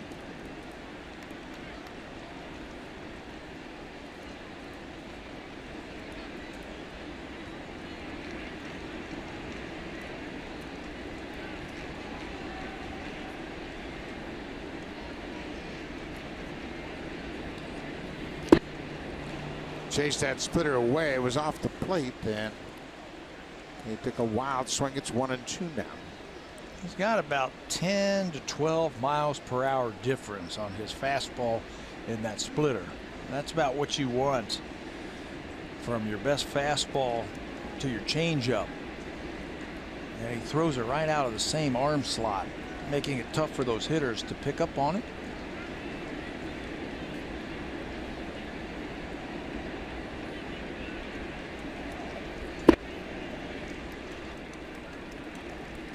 2-2 now.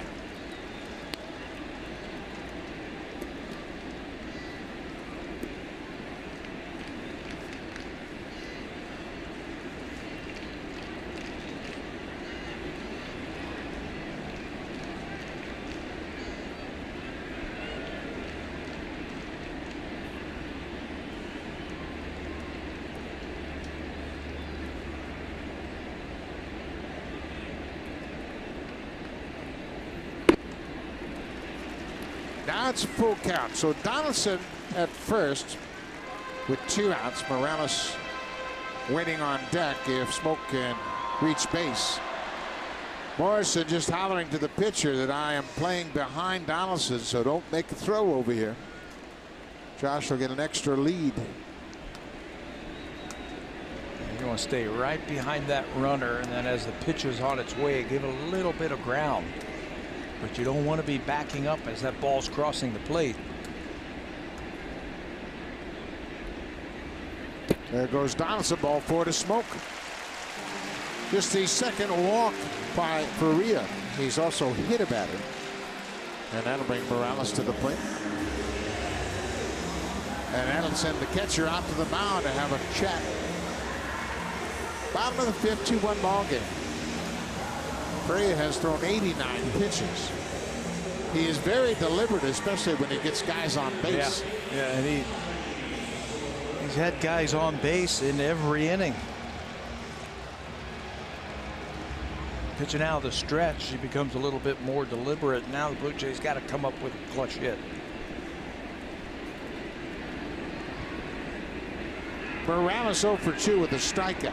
They got him on a splitter his last time up back in the 3rd.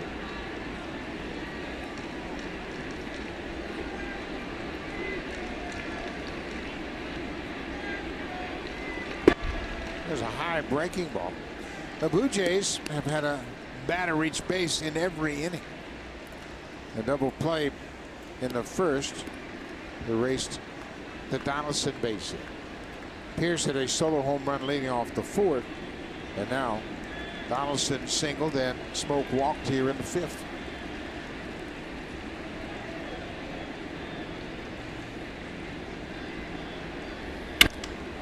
Hot shot. Nice play by Miller. He stayed with it, took it on a hop, and throws to first to end the inning. The Blue Jays have stranded 2 more. They have left 5 to this point, but they still have the lead.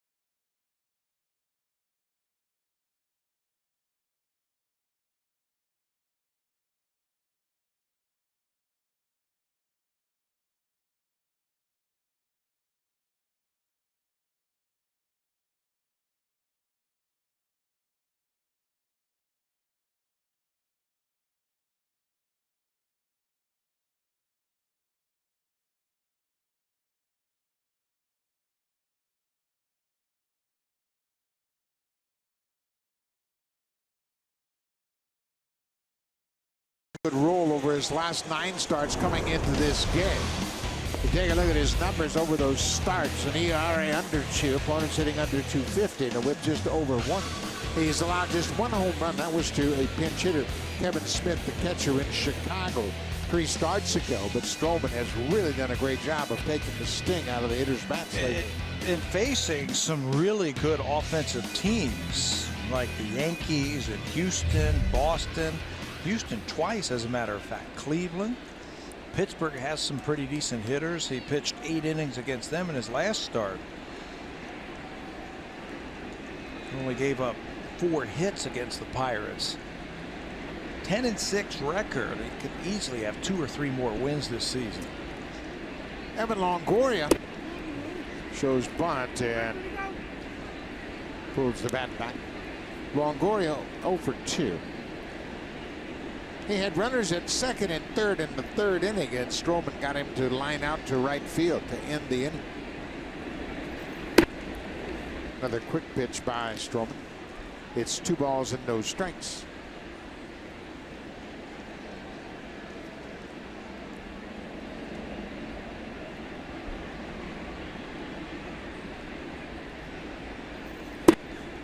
Boy, that's a beautiful slider down and away. In a fastball hitting count. Right down and away. Longoria was thinking fastball, and he was thinking about pulling that ball.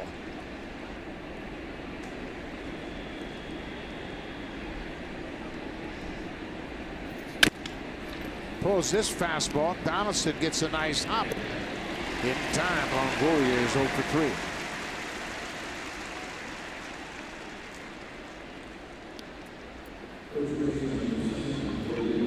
Opponent's batting average from his first 15 starts, when it was up around 250, and over those last 9 starts we just talked about, he has been wicked with that slider. Opponent's average and their slugging percentage way down over those last 9 starts. He's been throwing this a better slider. He's been putting in a good spot. He hasn't made a lot of mistakes with that slider over those last 9 starts. Strikeouts are up. His whiff percentage with the slider is way up over his last 9 starts. Marcus knows himself very well, and he's the one that suggested to Russell Martin that Martin move off the plate on his slider. He felt like he was throwing too many of them over the strike zone, especially with 2 strikes. So Russell moved out. Things have improved dramatically. He can do that because he's got such big break, such good movement, as that ability to spin the ball. And if he feels like people are sitting on it, he can then buzz that ball in. He's got enough fastball to get inside the right-handers. Longoria's had a tough time with him tonight. Logan Morrison lays off that slider. It's 3-0. Remember, it's a 2-1 ball game. The Blue Jays have the lead. We're in the 6th.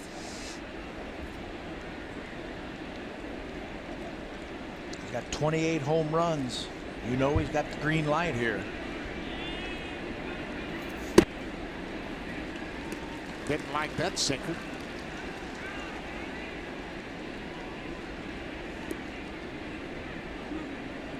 Morrison is 4 for 20 against Stroman.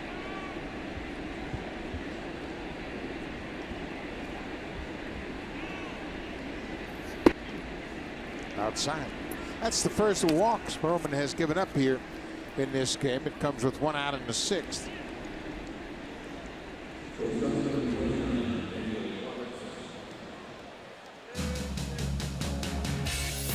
This 4K broadcast is brought to you by Samsung QLED TV.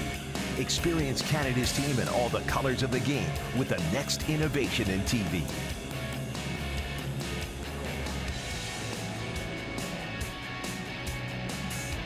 The aquarium is right next door to Rogers Center, and I'm sure the Rays feel at home with the aquarium so close. He made him feel right at home shooting those shots of those Rays. They have one of those out in center field at Tropicana Field.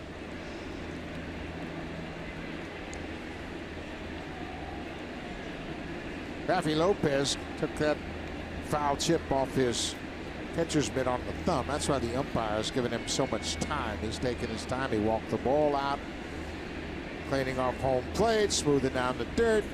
Lopez wears a thumb guard underneath that glove to protect that right thumb from those sinking fastballs. It's a hard plastic holster, if you will, that stabilizes that thumb to protect it from getting bent back.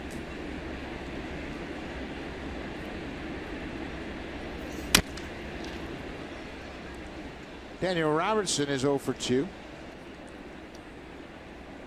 He's the last hitter that Stroman struck out back in the 4th. He was the second out of the inning.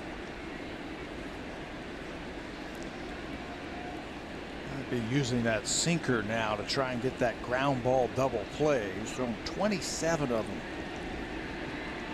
this season. Tough to get that sinker when it's thrown in the right spot up in the air. It is tough to get it in the air when he throws it down. Tough to hit that one too. That's the slider, and you can see Lopez really set up off the plate, and Stroman hit the glove. So Robertson strikes out for a second time. Watch the setup by the catcher. Watch where he is. Way off the plate.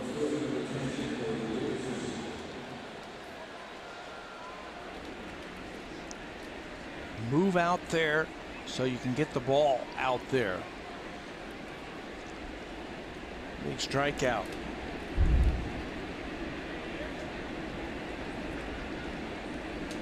Six strikeouts now, 2 outs. Corey Dickerson's 2 for 2, a single and a double. Dickerson dropped down into the 6th spot tonight. Kevin Cash said he might mix up things by changing the lineup a bit. Lopez has shown pretty good quick feet, soft hands, blocks another ball in the dirt.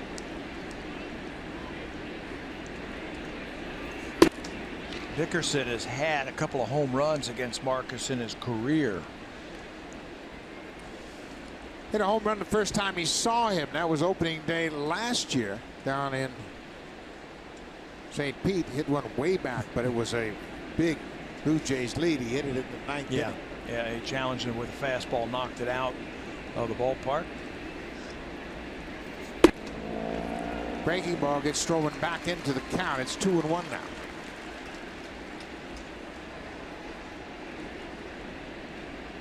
Dickerson's second home run came this season on the 28th of April right here at Rogers Center.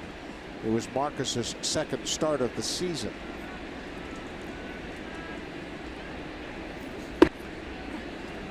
Another breaking ball, strike 2. Stroman is stingy with the home runs. Dickerson has 2 against him. Longoria has 2. Brett Gardner with 2. And Matt Wieters, formerly of the Orioles, has hit home run twice off Stroman.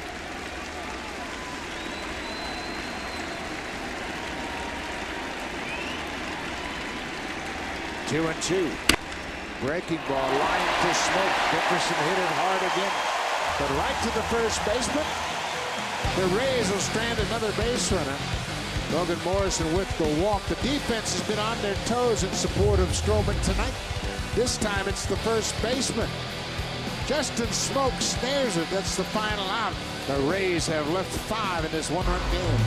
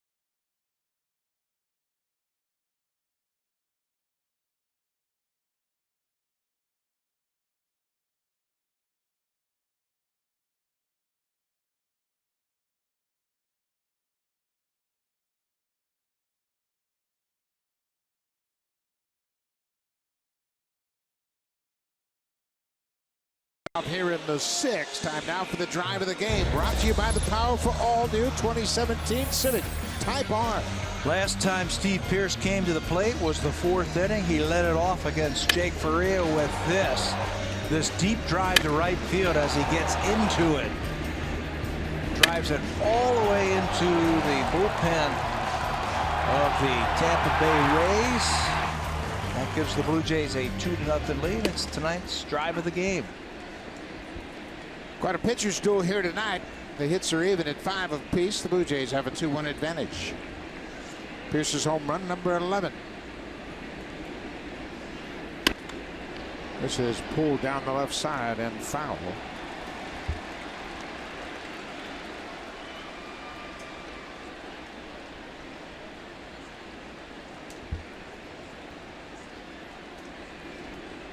The Yankees have taken a 3-2 lead over the Mets. Bottom of the 6th at Citi Field. There's a breaking ball that hangs up, and it's going to stay up off the glove of Dickerson. He lost it in the lights. Borges retrieves it, but Pearce slides in safely. Dickerson got to it. You can see he's looking up into that bank of lights. We have seen this from day one of this ballpark.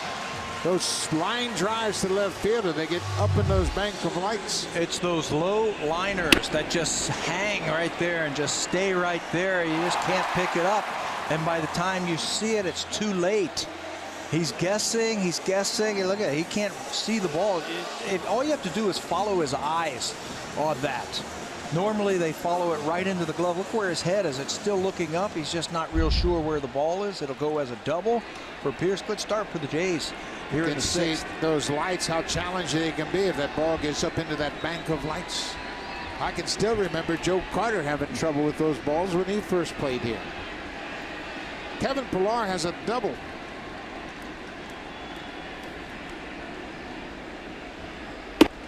Infield interesting on the right side. Both Morrison and Miller were really shortened up,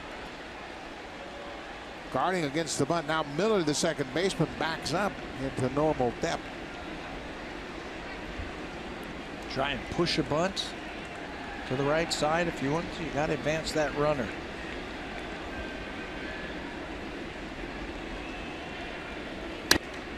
Pillar took a shot to that side. The lefty Jennings, Dan Jennings, the only left-hander in the Rays bullpen, loosened up. He pitched in the opener of this series. Faced one batter, got Ryan Goins to ground out, the only man he faced.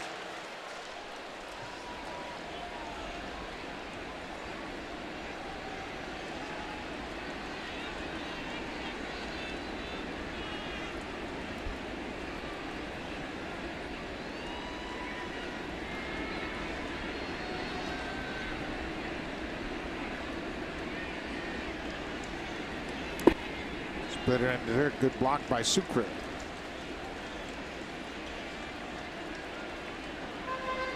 Again, Faria with another good start here at Rogers Center against the Blue Jays. Jim Hickey looking at his charts, and that's another thing, the pitching coaches, they're responsible for setting up the game plan. How he wants to see his pitchers attack these Blue Jay hitters.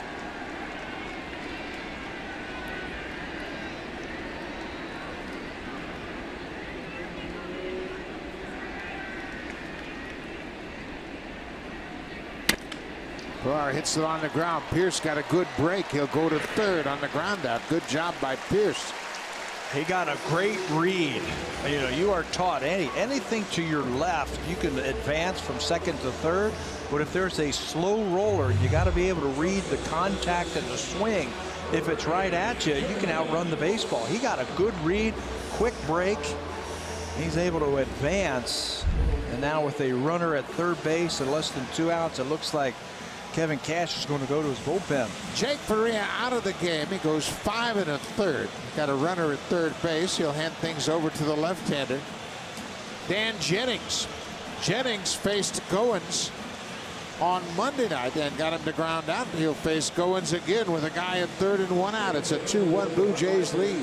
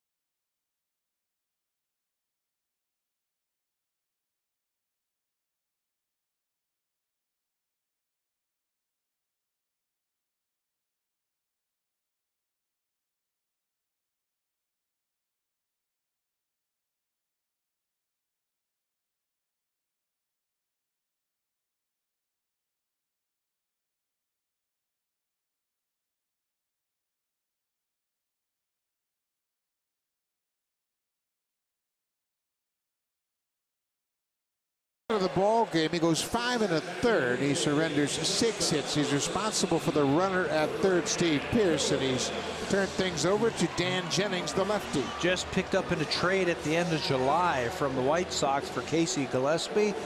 He has gotten into 58 games. That's the most in the American League.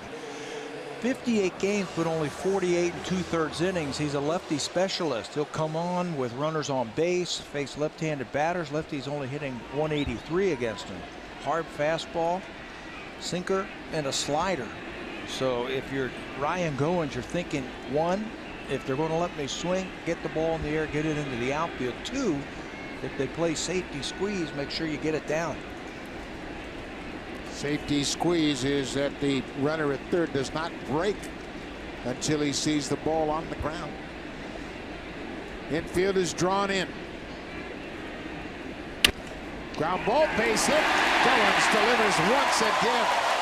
His 41st RBI with a runner in scoring position, and that ties his career high for the season with 45 ribbies. Yeah, he's not waiting around. Infield in. You don't have to hit it that hard.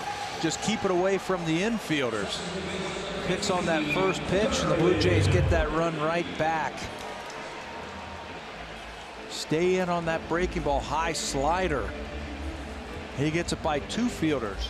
The pitcher and the shortstop. Watch Jennings go after it, miss it. Shortstop had no chance. Breaking ball was up, and Goins took it right back up the middle.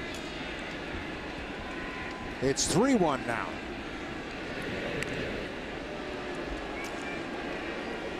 Don't be surprised if they start Goins here. Just keep the pressure on Jennings. Just into the ball game.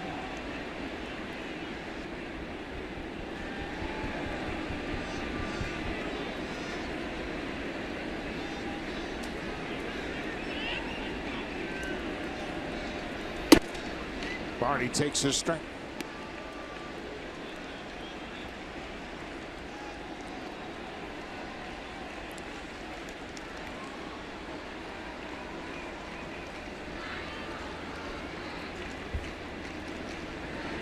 Not a real big lead. I'm probably going to throw over just to see if the Blue Jays are going to do anything. Goins doesn't have a very big lead over there. Sergio Romo, also a newcomer to this bullpen for Tampa Bay. He is standing by ready. Another left-hander behind Barney. That's Rafi Lopez. So Romo is getting ready for Bautista and Donaldson. Strike two.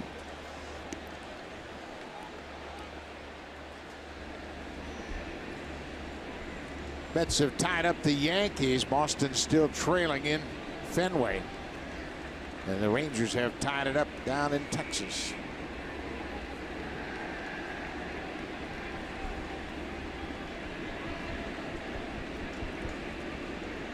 A 1-2 to Barney.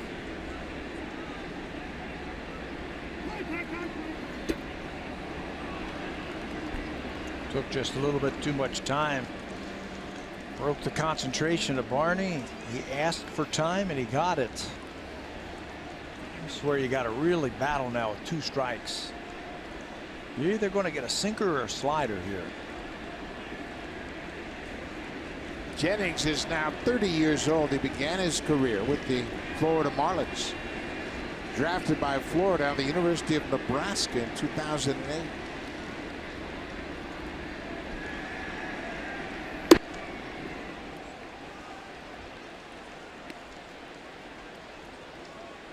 One and two, one out. A run in here thanks to Ryan Goins.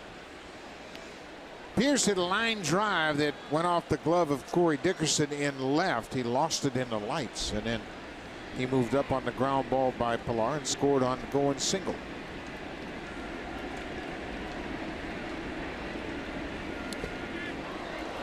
A good read by Goins. He broke quickly, and a high tag. They're going to call him out. Ryan may have hurt himself. Well, he slid hard into that bag. I don't know if he hit the shoe or the base, but that doesn't look good. Not when he's on the ground like that. He got a good read, like you said, on that ball in the dirt.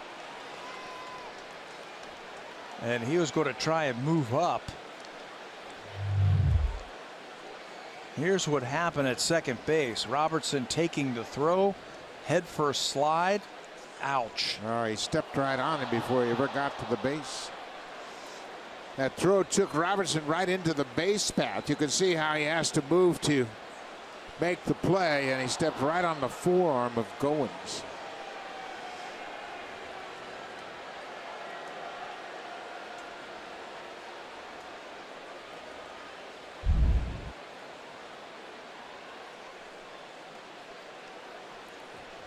Yeah, I got some spike mark that cut his forearm. Let's hope there's no internal damage there. Yeah, you can see all the infielders very concerned. It's just an accident as Robertson was drawn into the base path by the bad throw. It tailed into the base path, and when he went to reach for it, he stepped on Goins before he got the second.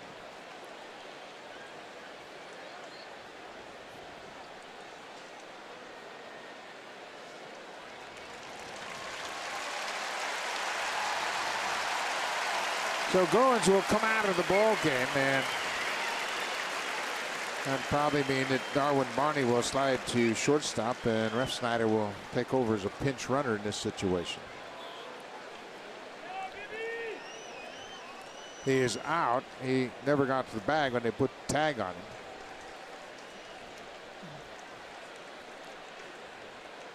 So there won't be a pinch runner, obviously, as Goins was called out on the trying to advance on the wild pitch.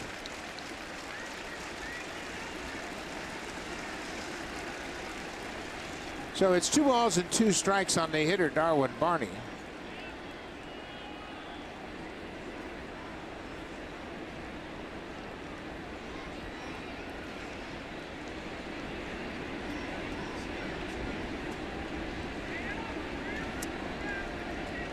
Two.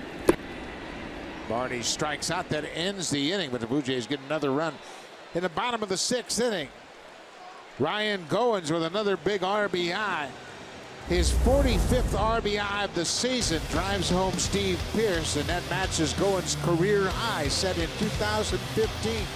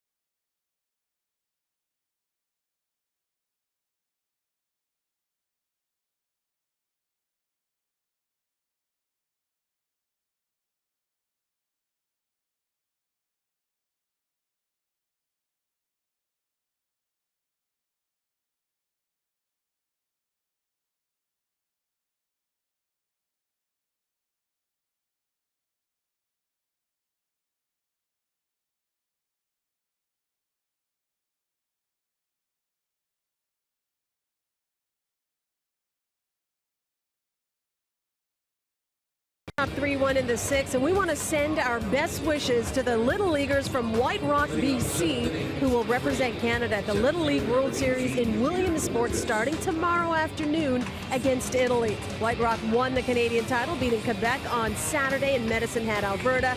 And get this, Buck, they feature a third baseman who wears number 4, and his name, Robert Orr. I have a feeling he probably went by Bobby at some point in his career. That is awesome. Congratulations to that Little League team going to the Little League World Series. And it's a big weekend there. They're going to have a Major League game there on Sunday. Pirates and the Cardinals are going to play a game there. And it was interesting. Randall Grichuk, the right fielder for the Cardinals, played in the Little League World Series twice.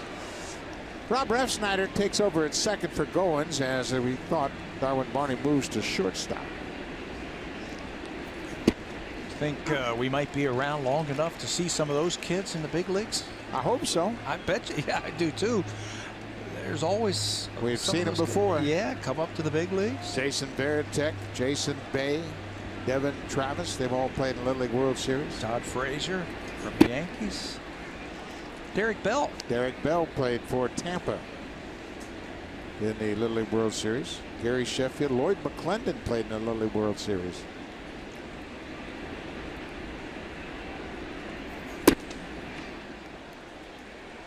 Stroman with a 3-1 lead. Aaron Loop loosening up. Boy, Loop's been throwing the ball great of late. The bullpen overall has been throwing the ball very well. They have been really a lockdown unit lately. And they've been interchangeable, it seems like, over the last 2 weeks. They've been coming and they've been going, but whoever John Gibbons has been calling on, they've been getting the job done for him. 2-2 to Borges. Strike 3 call. That slider on the outside corner. 7 strikeouts for Stroman. Hit a home run with any project this season. Home Hardware, proud sponsor of the Toronto Blue Jays.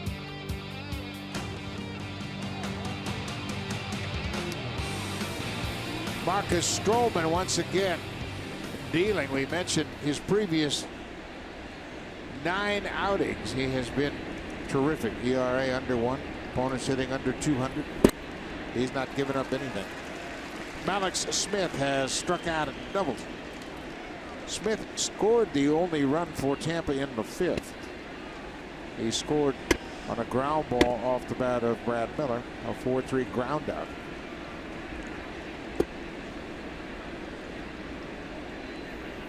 That was a great play by Barney. Take away a hit from Miller. He was trying to strand that leadoff double by Smith.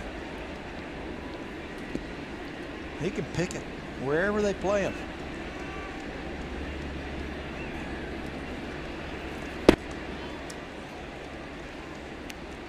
Stroman has now thrown 99 pitches. His season high, also his career high, was 119. That came in that start against the Orioles on June 28th. That was the first of those 9 consecutive good outings for Stroman.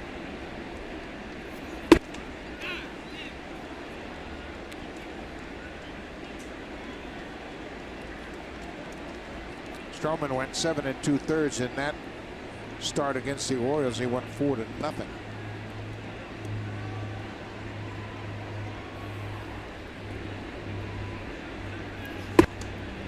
He walks Smith. It's the second walk issued by Marcus. It comes here with 1 out in the 7th. Not happy with that.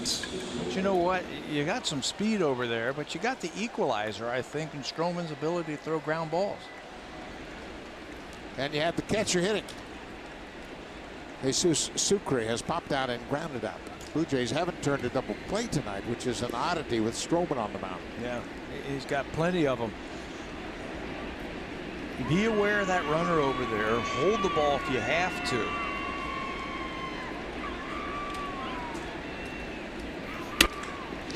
There's a base hit into center.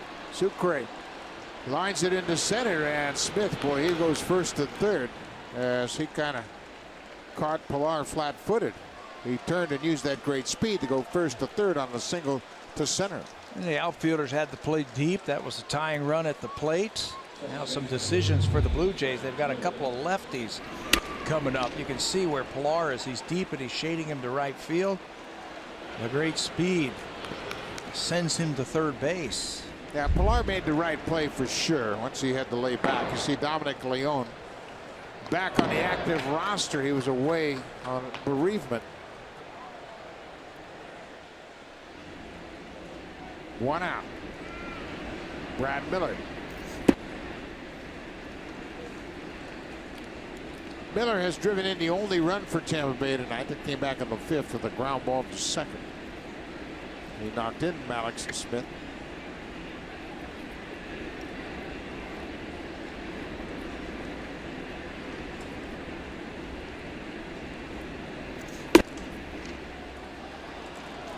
2-0.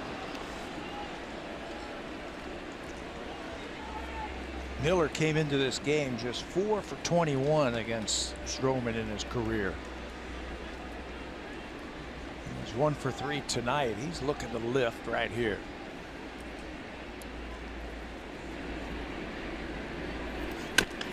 Pulls it foul. Stroman threw him the breaking ball.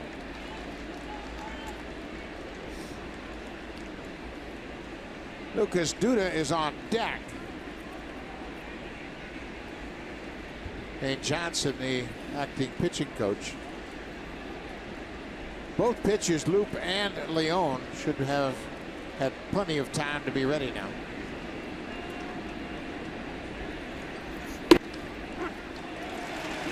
Right on the outside corner. Miller thought it was ball 3. Trying to stay away from his power.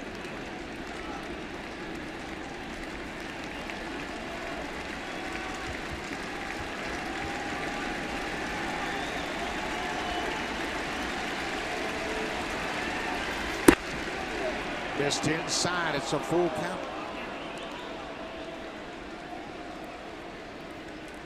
You would think they might start the runner, even though it's the catcher, just because Stroman gets so many ground balls. See if they can't stay out of a double play here. Yeah, you're gambling that they're going to make contact if they do send that runner. He's not going. Ball 4. So that'll load the bases. Things are getting interesting now. John Gibbons has made the call to the bullpen. He wants Aaron Loop. Stroman, 2 walks in this inning, 3 in the ball game.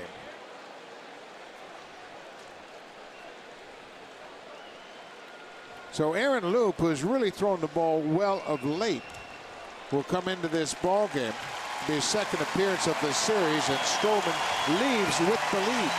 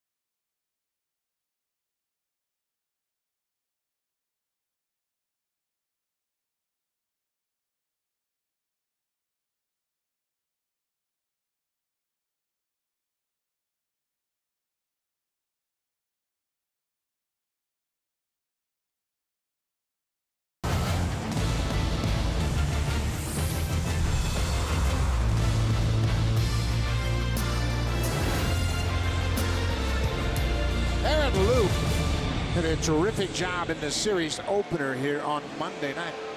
He came in and inherited a tough situation with 2 runners on. He got a couple of outs and then had a good inning in the 8th and turned things over to Osuna. He's drawn a tough situation here. Yeah, he got 5 outs, 3 of them with strikeouts. One of the players that he struck out was Lucas Duda, who was the scheduled batter to come up here. But he has been pulled back. There are the numbers for Loop in 51 games. Adeiny Echeverria has come in to pinch run at second base. That's the former Blue Jay at second. Alex Smith is at third. He started the inning drawing a 1-out walk. And then the pinch runner Echeverria running for the catcher Sucre. Brad Miller's at first, and Steven Souza Jr. will come off the bench and bat for Lucas Duda.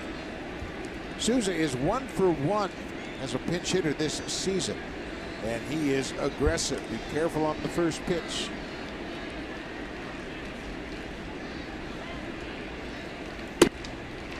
He takes a good fastball.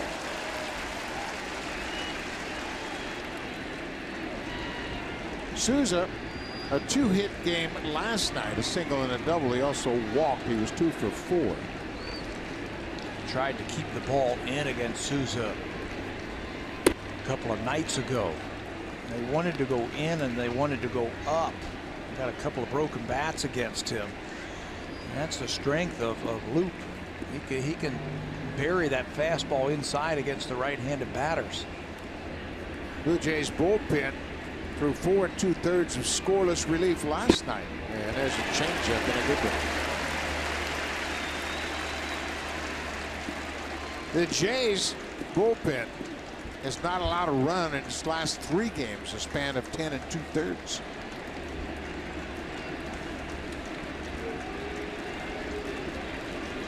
A ball and 2 strikes. The bases are loaded. 2-2. Another changeup. You got to figure at some point he might try and take a shot at getting a strikeout with a fastball up and in or in. Just get it in there.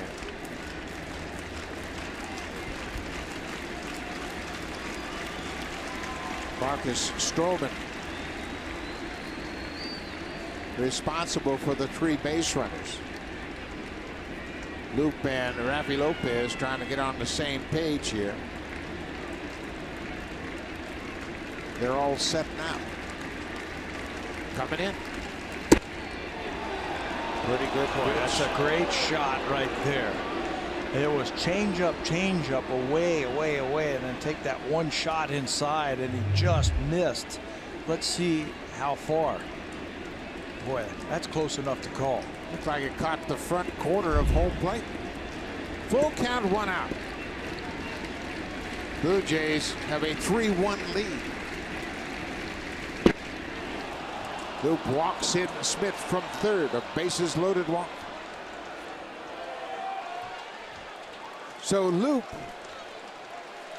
walks the only batter he will face, as Gibbons has already made the call to the bullpen, and now Gibbons is jawing with the home plate umpire, and Gibbons just been thrown out.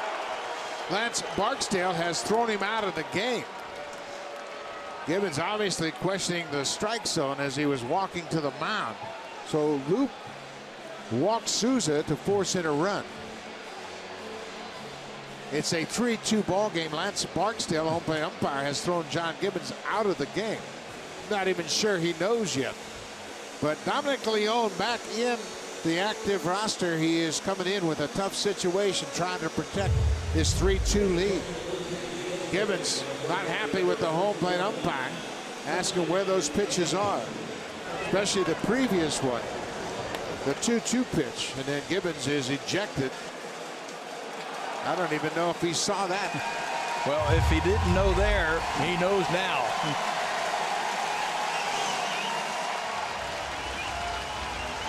It was a tough pitch on the 2-2 pitch. Looked like it could have been strike 3. So Gibbons is ejected by Lance Barksdale. Dominic Leone will work with the bases loaded and 1 out in this 3-2 game.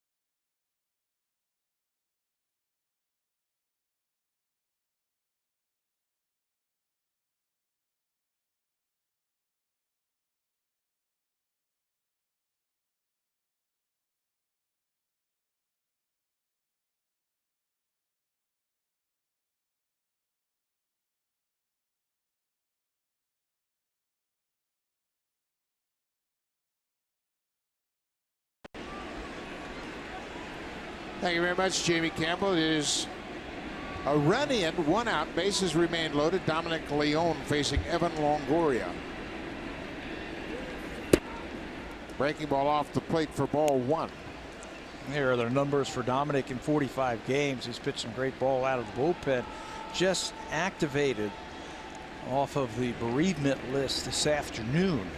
He's been gone away from the ball club for a couple of days, but he's got that strikeout ability, and that's what they're looking for.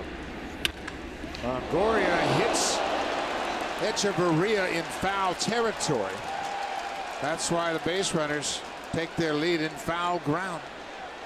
Had he been in fair ground, he would have been out, but he's okay. Longoria concerned, of course. Just couldn't get out of the way. Now get a little further in foul territory. The ball comes down there quickly. Ball and a strike. Longoria 0 for 3 to this point.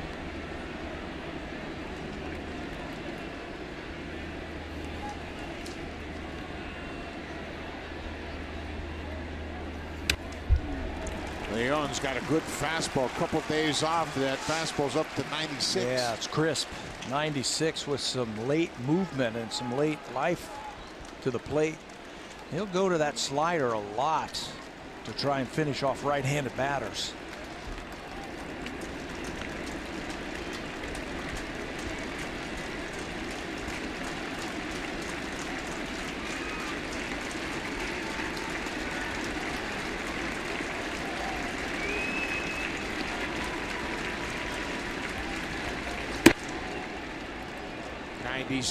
But up out of the strike zone. 2 balls, 2 strikes.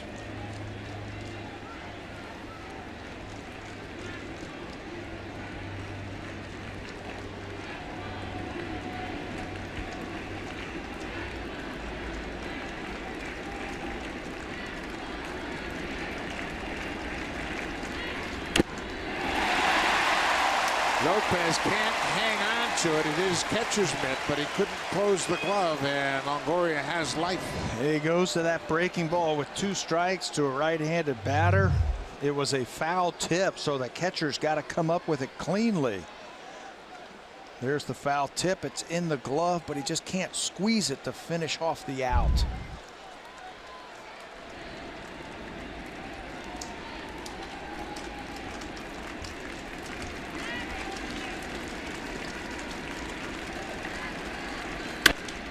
Longoria just protects that outside corner. He does that as well as any right-handed batter that I've ever seen. Infielders got to want the ball right here. Got to want that ball hit to you.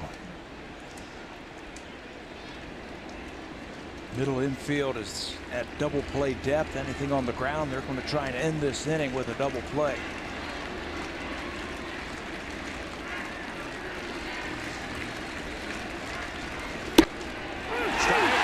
Call. Longoria not happy with the call. He had covered the previous outside fastball. Leone comes right back and hits the outside corner for a big strikeout. Fastball dots the outside corner. How about Lopez framing this thing up and holding it there? Blue Jays didn't get the call against Souza. They got it there against Longoria. 2 outs now. Logan Morrison has grounded out twice. He's also walked.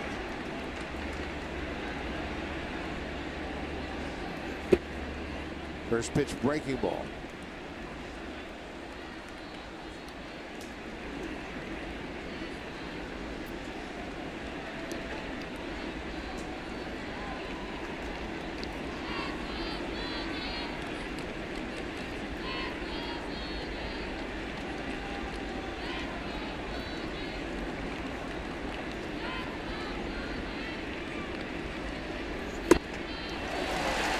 Good fastball.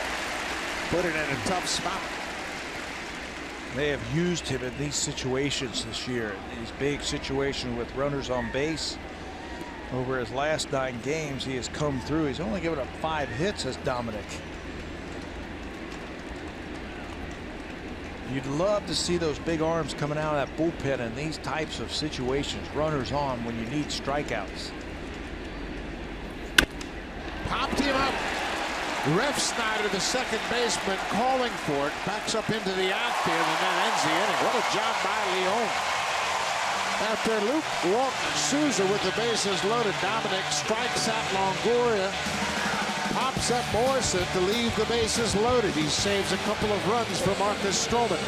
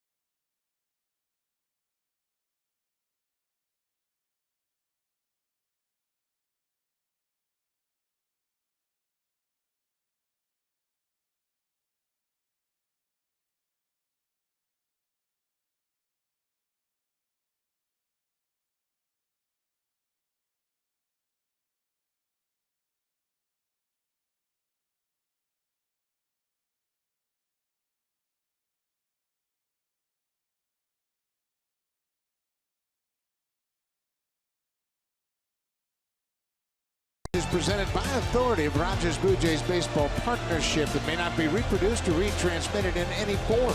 And the accounts and descriptions of this game may not be disseminated without the express written consent of Rogers Blue Jays Baseball Partnership. What a first pitch by that young fella. Great opportunity to come out and show his skills. He did a nice backflip and then threw a strike. What a smile. Well, the Blue Jays, that bullpen continues to do its thing. Dominic Leon struck out Longoria and got Morrison to end the inning. New catcher is Wilson Ramos. He will bat in the 5th spot in the order. Adeiny Echeverria remains in the game. He plays shortstop. He will bat in the 9th spot.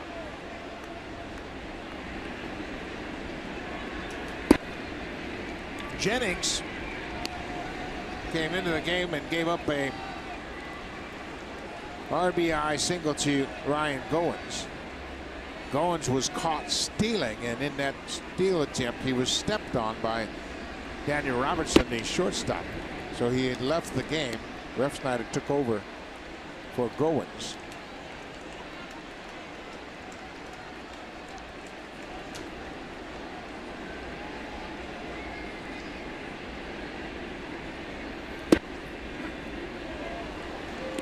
Strike two, 1-2 to the catcher, Rafi Lopez. Another one of those great games between these two teams with a lot of moving parts. I mean, you can think about it. The Rays, they've got Souza in the game as the DH now because he pinch hit for Duda, so he's still in the game. The slider, and Lopez strikes out for a second time. They've got one player left on the bench now. It's Trevor Plouffe. As Ryan Tepera, the 8th inning man for the Blue Jays, he's up. Kevin Cash is up and out to talk to his pitcher to make another pitching change. So Jennings is out after striking out Lopez. Bautista will be the batter. And with that, Sergio Romo coming out of the bullpen for a second time in this series. It's a 3-2 game. We're in the bottom of the 7th.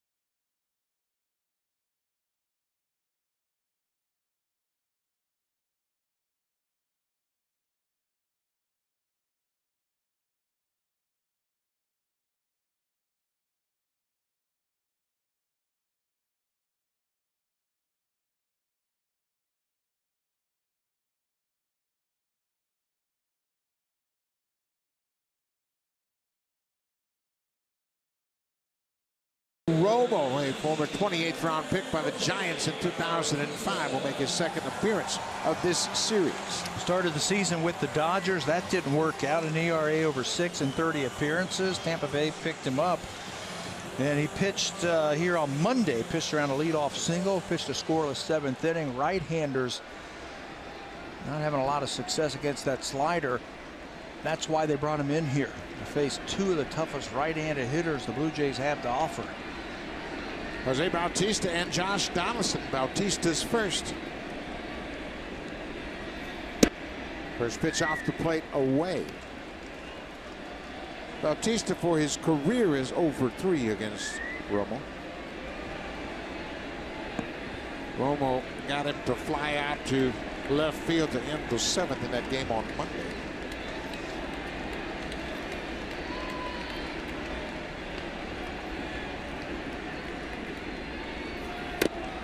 Check swing foul. Romo's pitched in plenty of big ball games. He's got 3 World Series rings. He had 3 saves in the 2012 World Series win over the Tigers. He's 3-1 with 4 postseason saves for his career. 9 years with the Giants.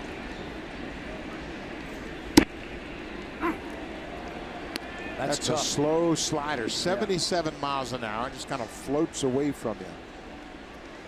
They got him from the Dodgers for cash considerations, and he's helped out this bullpen from the right side.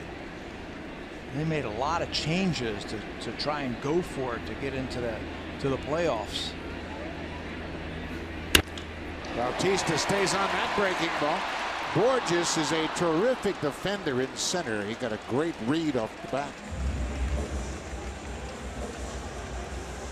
Bautista is 1 for 4. He had a big RBI double in the 3rd. So now Josh Donaldson, he's had a perfect night so far. Singled in the 1st, was hit by a pitch in the 3rd, and singled in the 5th.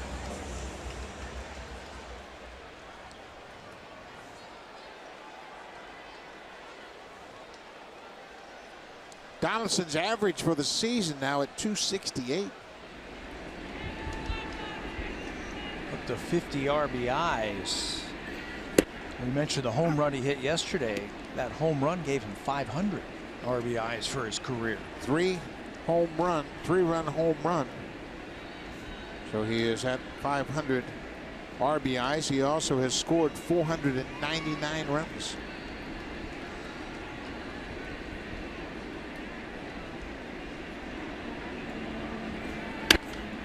He sat on that breaking ball and fouls it out of play. You know, I think that's a true measure of how good a player is. How many runs he knocks in and how many runs he scores. You got to get on base to score runs, and you got to be a good hitter to knock them in. Isn't this After all, game, that is how they keep scoring. Isn't that what this game is all about? Yeah. Runs. That's why they keep scoring. That's how you determine if you can win or not.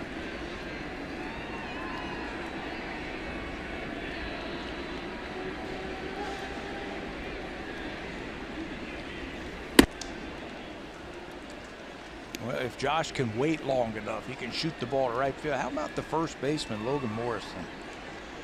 Way off the line. You got to be an athletic first baseman to be able to cover that much ground on a ground ball. The only first baseman I remember that played further off the bag was Lyle Overbay.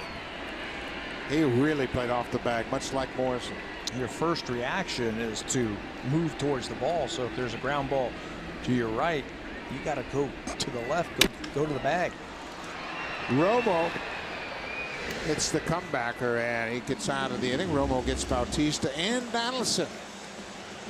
So we'll go to the 8th. The Blue Jays have a 3-2 lead, and with that, here comes Ryan Tepera. He has earned the 8th inning duty for the Blue Jays.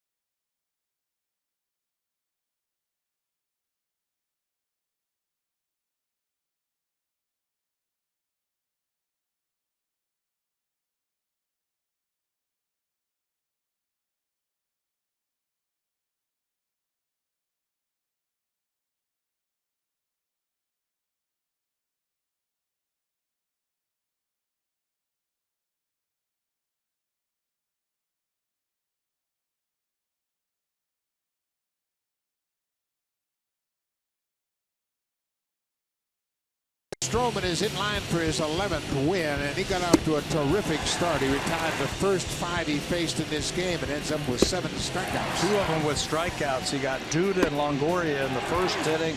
Borges looking in the second inning. He got Smith to swing through it. His slider was put in a great spot and threw some pretty decent changeups and sinkers tonight to get some of those strikeouts. All told, he pitches into the 7th inning, 6 hits. He only gave up 2 earned runs to the Tampa Bay Rays. 7 more punch outs for Marcus. He's in line for the win. Now it's up to the bullpen to hold it the last couple of innings. Marcus with 108 pitches in his 6 1/3. Great job last inning from Loop and Leone. Now it's up to Tepera and Ryan for the 55th time. Look at those sterling numbers. Righties 183, lefties just 190. He's a strikeout pitcher also. He has been great in his new role as the setup man. This is Wilson Ramos. He came into the game as a defensive replacement for the catcher. He's batting in the 5th spot. He's had a good series against the Blue Jays. He's homered twice in this series. He was saying the other day, he finally went back and looked at some of his video from last season when he hit 22 home runs, and he said, I noticed that my hands were a little bit higher, so I dropped them down just a little bit more so I could get to the ball quicker, and it's starting to work for him. He has homered in consecutive games for the 2nd time this season. He has never homered in 3 straight games. Had a 3-hit game yesterday, the most hits since September 24th at Pittsburgh while he was with the Nationals. That was last year. The pair runs that ball up and in on him. The value of video. You can go in there and watch something and pick up something that you're doing or you're not doing, and said, well, now that I've lowered my hands, I've freed up my swing, I can get to the ball a little bit quicker. Says I'm a little bit more relaxed now with my hands.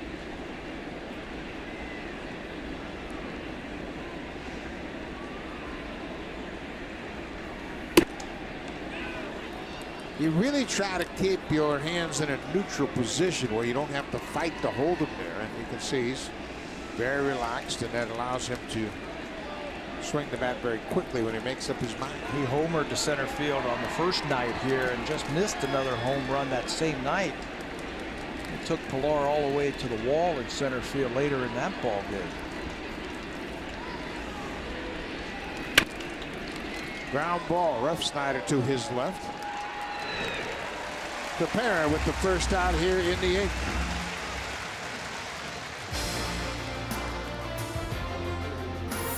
Canada's favorite car cheers for Canada's favorite team, Honda.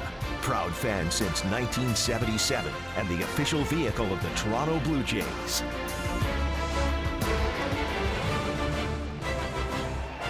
Tommy Hunter, big hard-throwing right-hander, looks like he's getting ready to come in to pitch the bottom of the 8th inning. It's a 3-2 Blue Jays lead. Corey Dickerson's had a good night at the plate. He has single-doubled and lined out to smoke. 2 for 3.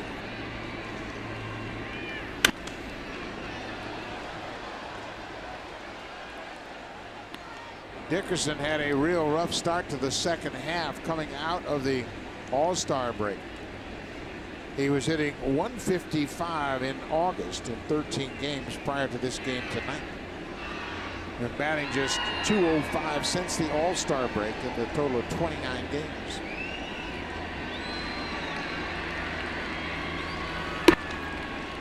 But confident. You know this game, even though you're in a little bit of a slump, you know you're not feeling right, but you get 4 more at-bats tonight, and you'll get 4 more tomorrow. So you just keep grinding it out, going up there and just trying to find something that works, that clicks back in for you, and finish up the season strong. He's got a nice level swing from the left side. Made his first All-Star team this year.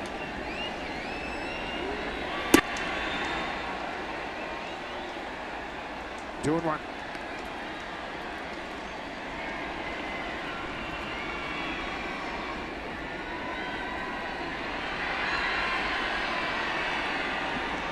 Dickerson came into this game with a .300 average against the Blue Jays in 14 previous games.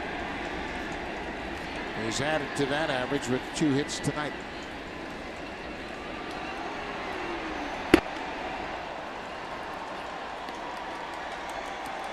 Dickerson is a very confident young man. Last couple of years he's been dealing with injuries and hasn't been the hitter that he expected to be in his first 2 years with Tampa, but this year things changed. This is his second year with the Rays and he's healthy. You can see the difference. He lost a little weight in the offseason, had a big offseason workout regimen that's helped him. He started hitting the first day of the season and he hasn't stopped.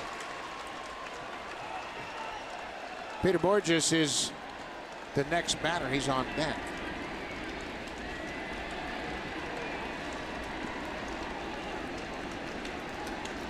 Dickerson has always enjoyed hitting here at Rogers Center.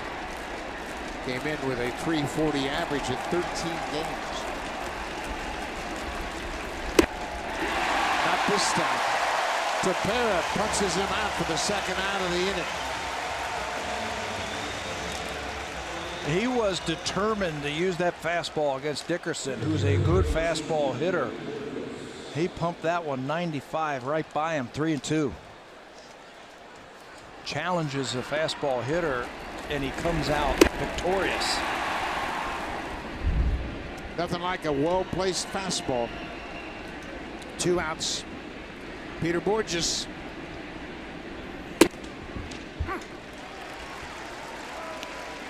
Borges has been called out twice tonight on strikes. He's 0 for 3.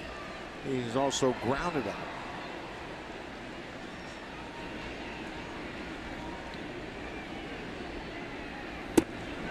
He waves at that hard breaking ball.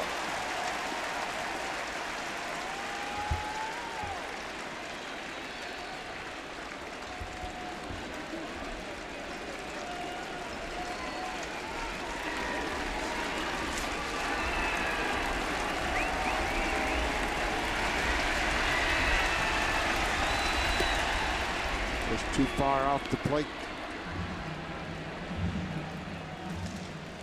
Aaron Luke took over for Marcus Stroman with the bases loaded, and he walked the pinch hitter Souza to force in a run. And then Dominic Leone came in and put out the fire and got Longoria and Morrison to strand the bases loaded.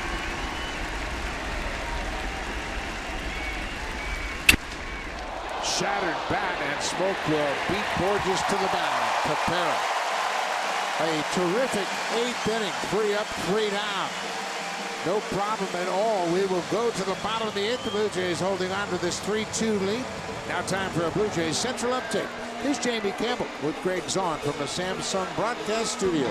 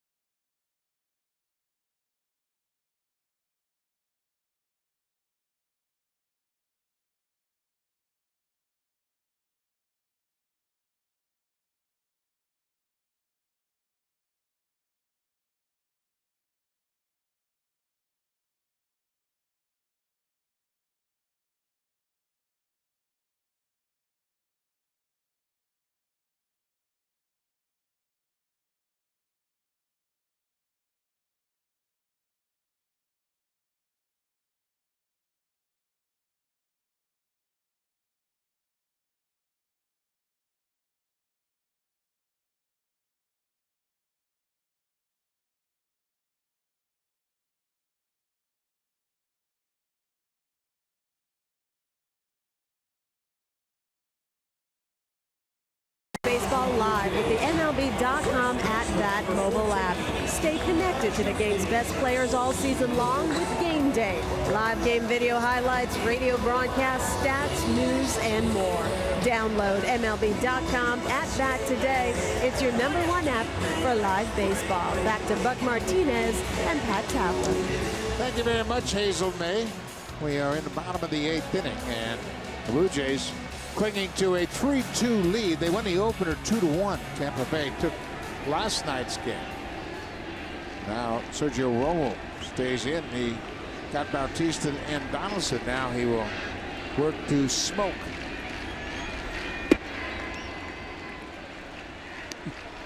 These are great games. They're always 1 or 2 run games. Last night, Blue Jays lost that one 6-4. But it was tight all the way down to the last out. Alex Colomé picked up the league-leading 35th save. It also tied him for the Major League lead with Greg Holland of the Rockies. Jake Farias started. Dan Jennings pitched an inning, got a couple of strikeouts. Now Sergio Romo. 2-0 to Smoke. Hard hit, but Echeverria is right there. He had him played up the middle perfectly. That's a 6-3 ground out into the shift.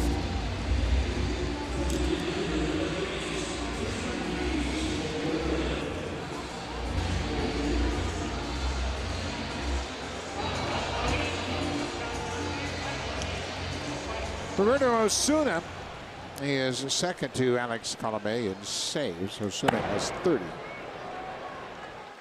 He is 2 ahead of Craig Kimbrell of the Red Sox. Kendrys Morales 0 for 3.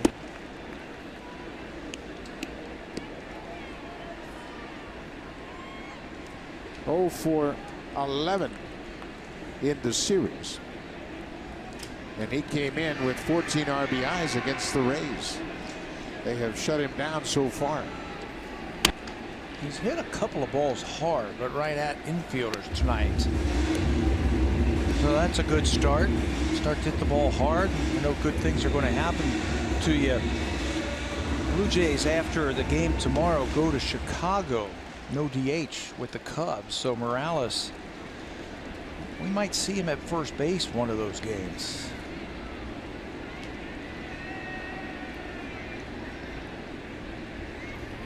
Outside. 36,784 in attendance. Blue Jays continue to lead the American League in that category.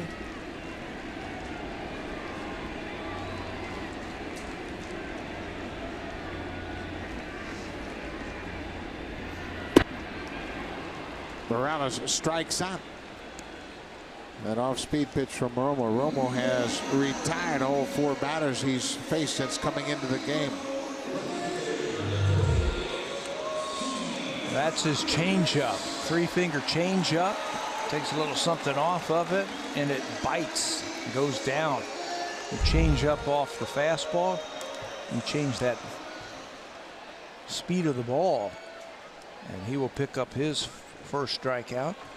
Steve Pearce has homered and doubled in 3 at-bats. He has scored a pair of runs. He scored 2 of the 3 Blue Jays runs. Rafi Lopez scored the other. Lopez drew a 1-out walk in the 3rd and scored the first run of this ball game when Bautista had a double.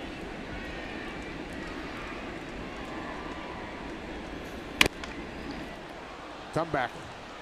Romo flips to Morse, and that ends the inning. Romo retires all 5 he's faced. We'll go to the 9th. It's a 1-run game, and with that, Roberto Osuna will be coming out of the bullpen for the Blue Jays, looking for his 31st save and the 11th win for Marcus Stroman.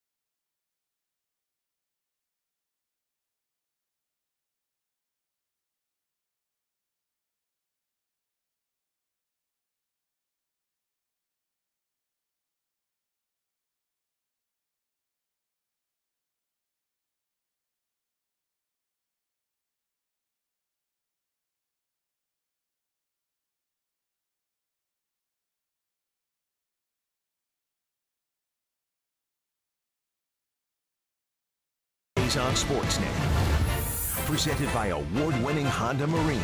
Great days on the water begin with Honda.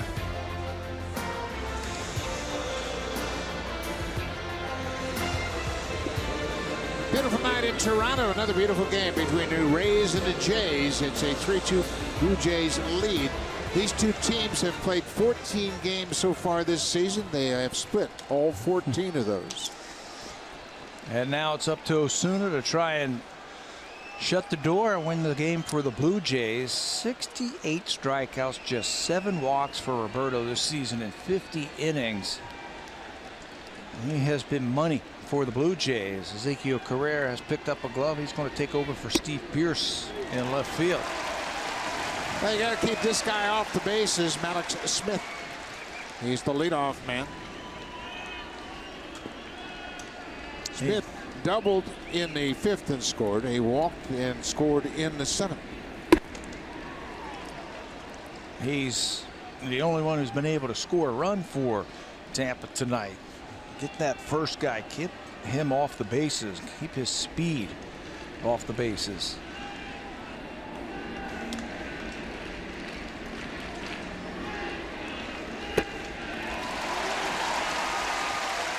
Good breaking ball by Osuna. He's ahead 1-2.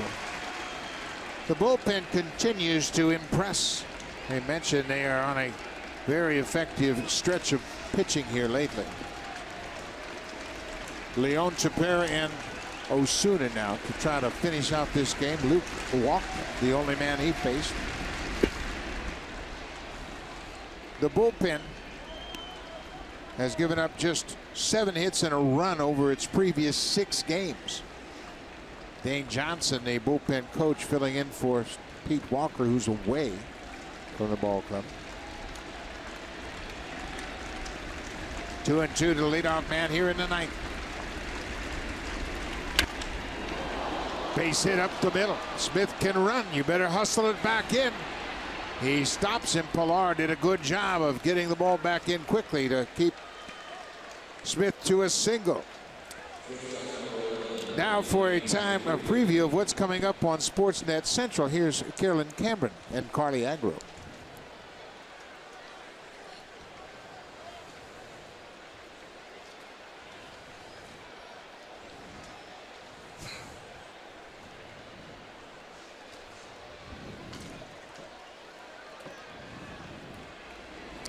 Thank you very much, ladies. That's all coming up right after this game, so make sure you check it out. So Alex Smith with 16 steals in 20 attempts represents the tying run. His second hit of the game. He is 2 for 3 with a walk. Rafi Lopez, catching for the 5th time for the Blue Jays, has not had a base stealing attempt against him. Adeiny Echeverria did not start. He entered the game as a pinch runner in the 7th. And you know that Smith has Osuna and Lopez's attention over there at first base.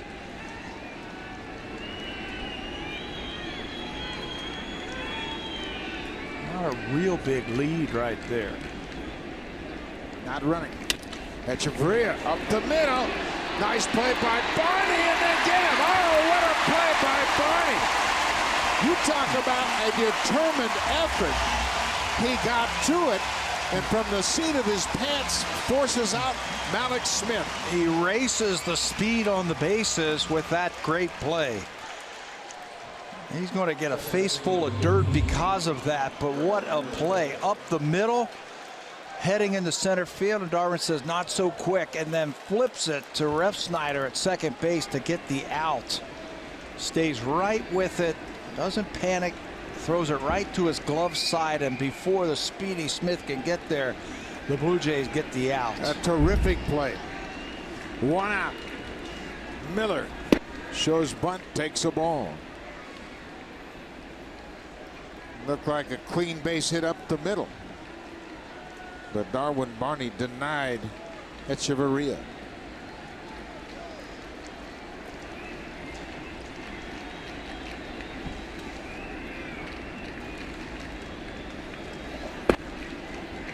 Two and 0. You know, Ref Snyder did a nice job on that play as well, because Barty's not that far away from him. You don't really know where the ball's going to go, but he got his foot on the bag and made a good play to receive the throw from Darwin. And the key was he threw it to his glove side to make it a little bit easier. Right where his glove was, that's where Darwin threw the ball. Foul tip. Lance Barksdale said foul tip, and Miller can't believe it. And now Kevin Cash is going, are you kidding me? He foul tipped it. Is that reviewable? He's asking. The hitter knows better than anybody if he foul tips it or not. Hard to tell there, but Miller never even reacted as if he had foul tipped it. This might give you a better idea. Boy, it sure looked like he missed it, but it's hard to tell. 2-1, 1 out.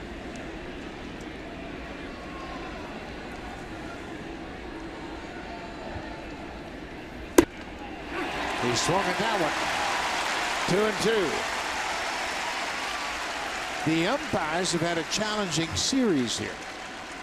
Kevin Cash was out early on a Kevin Pillar double over the bag in third. They had the bizarre play at second a couple of times in last night's game. 2-2 to Miller. Now it's a full count. Then they had the smoke call over at first on the bobble. Yeah. Then they had to review all of those plays.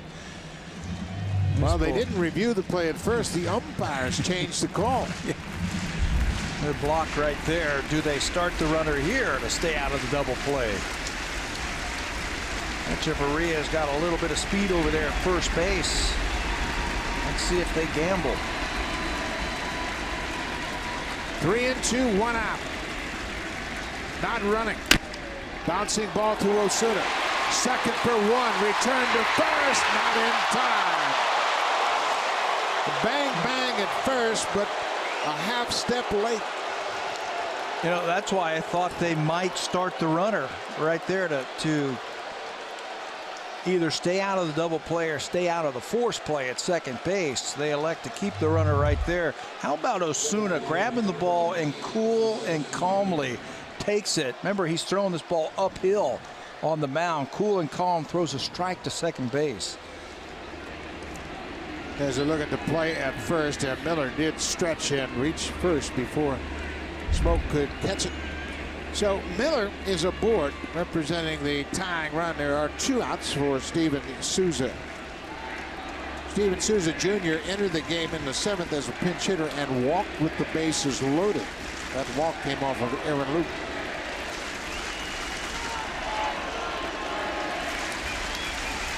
I'll tell you one thing. These games are never boring. They are entertaining. I don't know if the players think they're entertaining. I don't know if that's how they describe it, or the coaches. Well, you see, DeMarlo Hale, serving as the manager, John Gibbons, was ejected in the 7th inning after that bases loaded walk to Steven Souza Jr.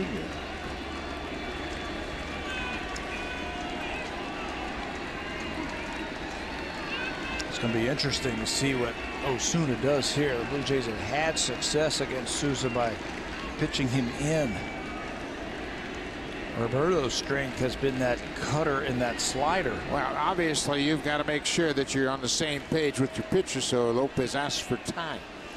Osuna has owned Steven Souza Jr. Souza is 0 for 8 against Roberto Osuna. Now, mind you, those are all in individual games, just one at a time, so that's a long stretch. So Osuna has a clear idea what he wants to do here. Missed with that cutter down and away. 2-0. Evan Longoria, a longtime thorn in the Blue Jays' side, is on deck.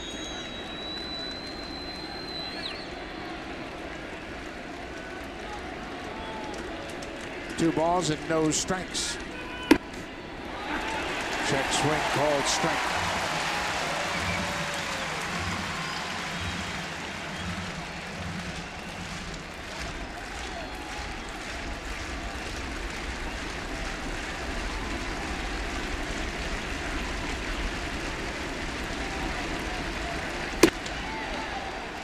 3-1.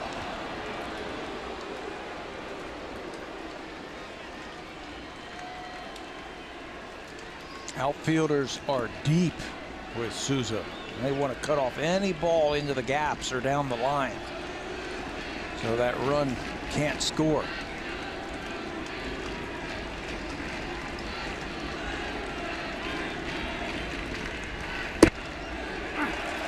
Inside cutter. Got the corner.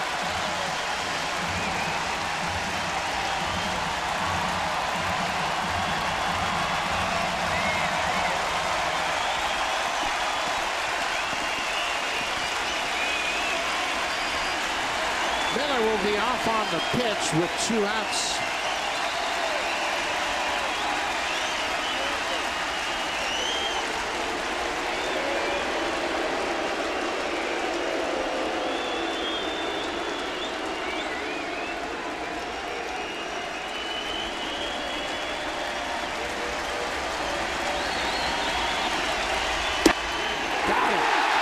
Inside corner with the cutter. Souza is called out on strikes. That ends the ball game. Osuna with his 31st save of the season. Marcus Stroman picks up his 11th win. And what a play by the defense tonight. Darwin Barney saves a big hit. Pierce had a couple of hits, including a big home run, the difference in the ball game. Roberto Osuna is going to get credited for the save, but Darwin Barney is going to get a save too tonight with that great play in the 9th inning to get that runner at second base. Blue Jays get enough hitting, they get enough pitching, and what a job again by the bullpen to take 2 out of the first 3 of this 4-game series. Luke, Leon, Tepera, and Osuna. It's been a good formula for the Jays. Thanks for watching. We'll have the finale tomorrow afternoon. New Sportsnet Central, Carolyn and Carly.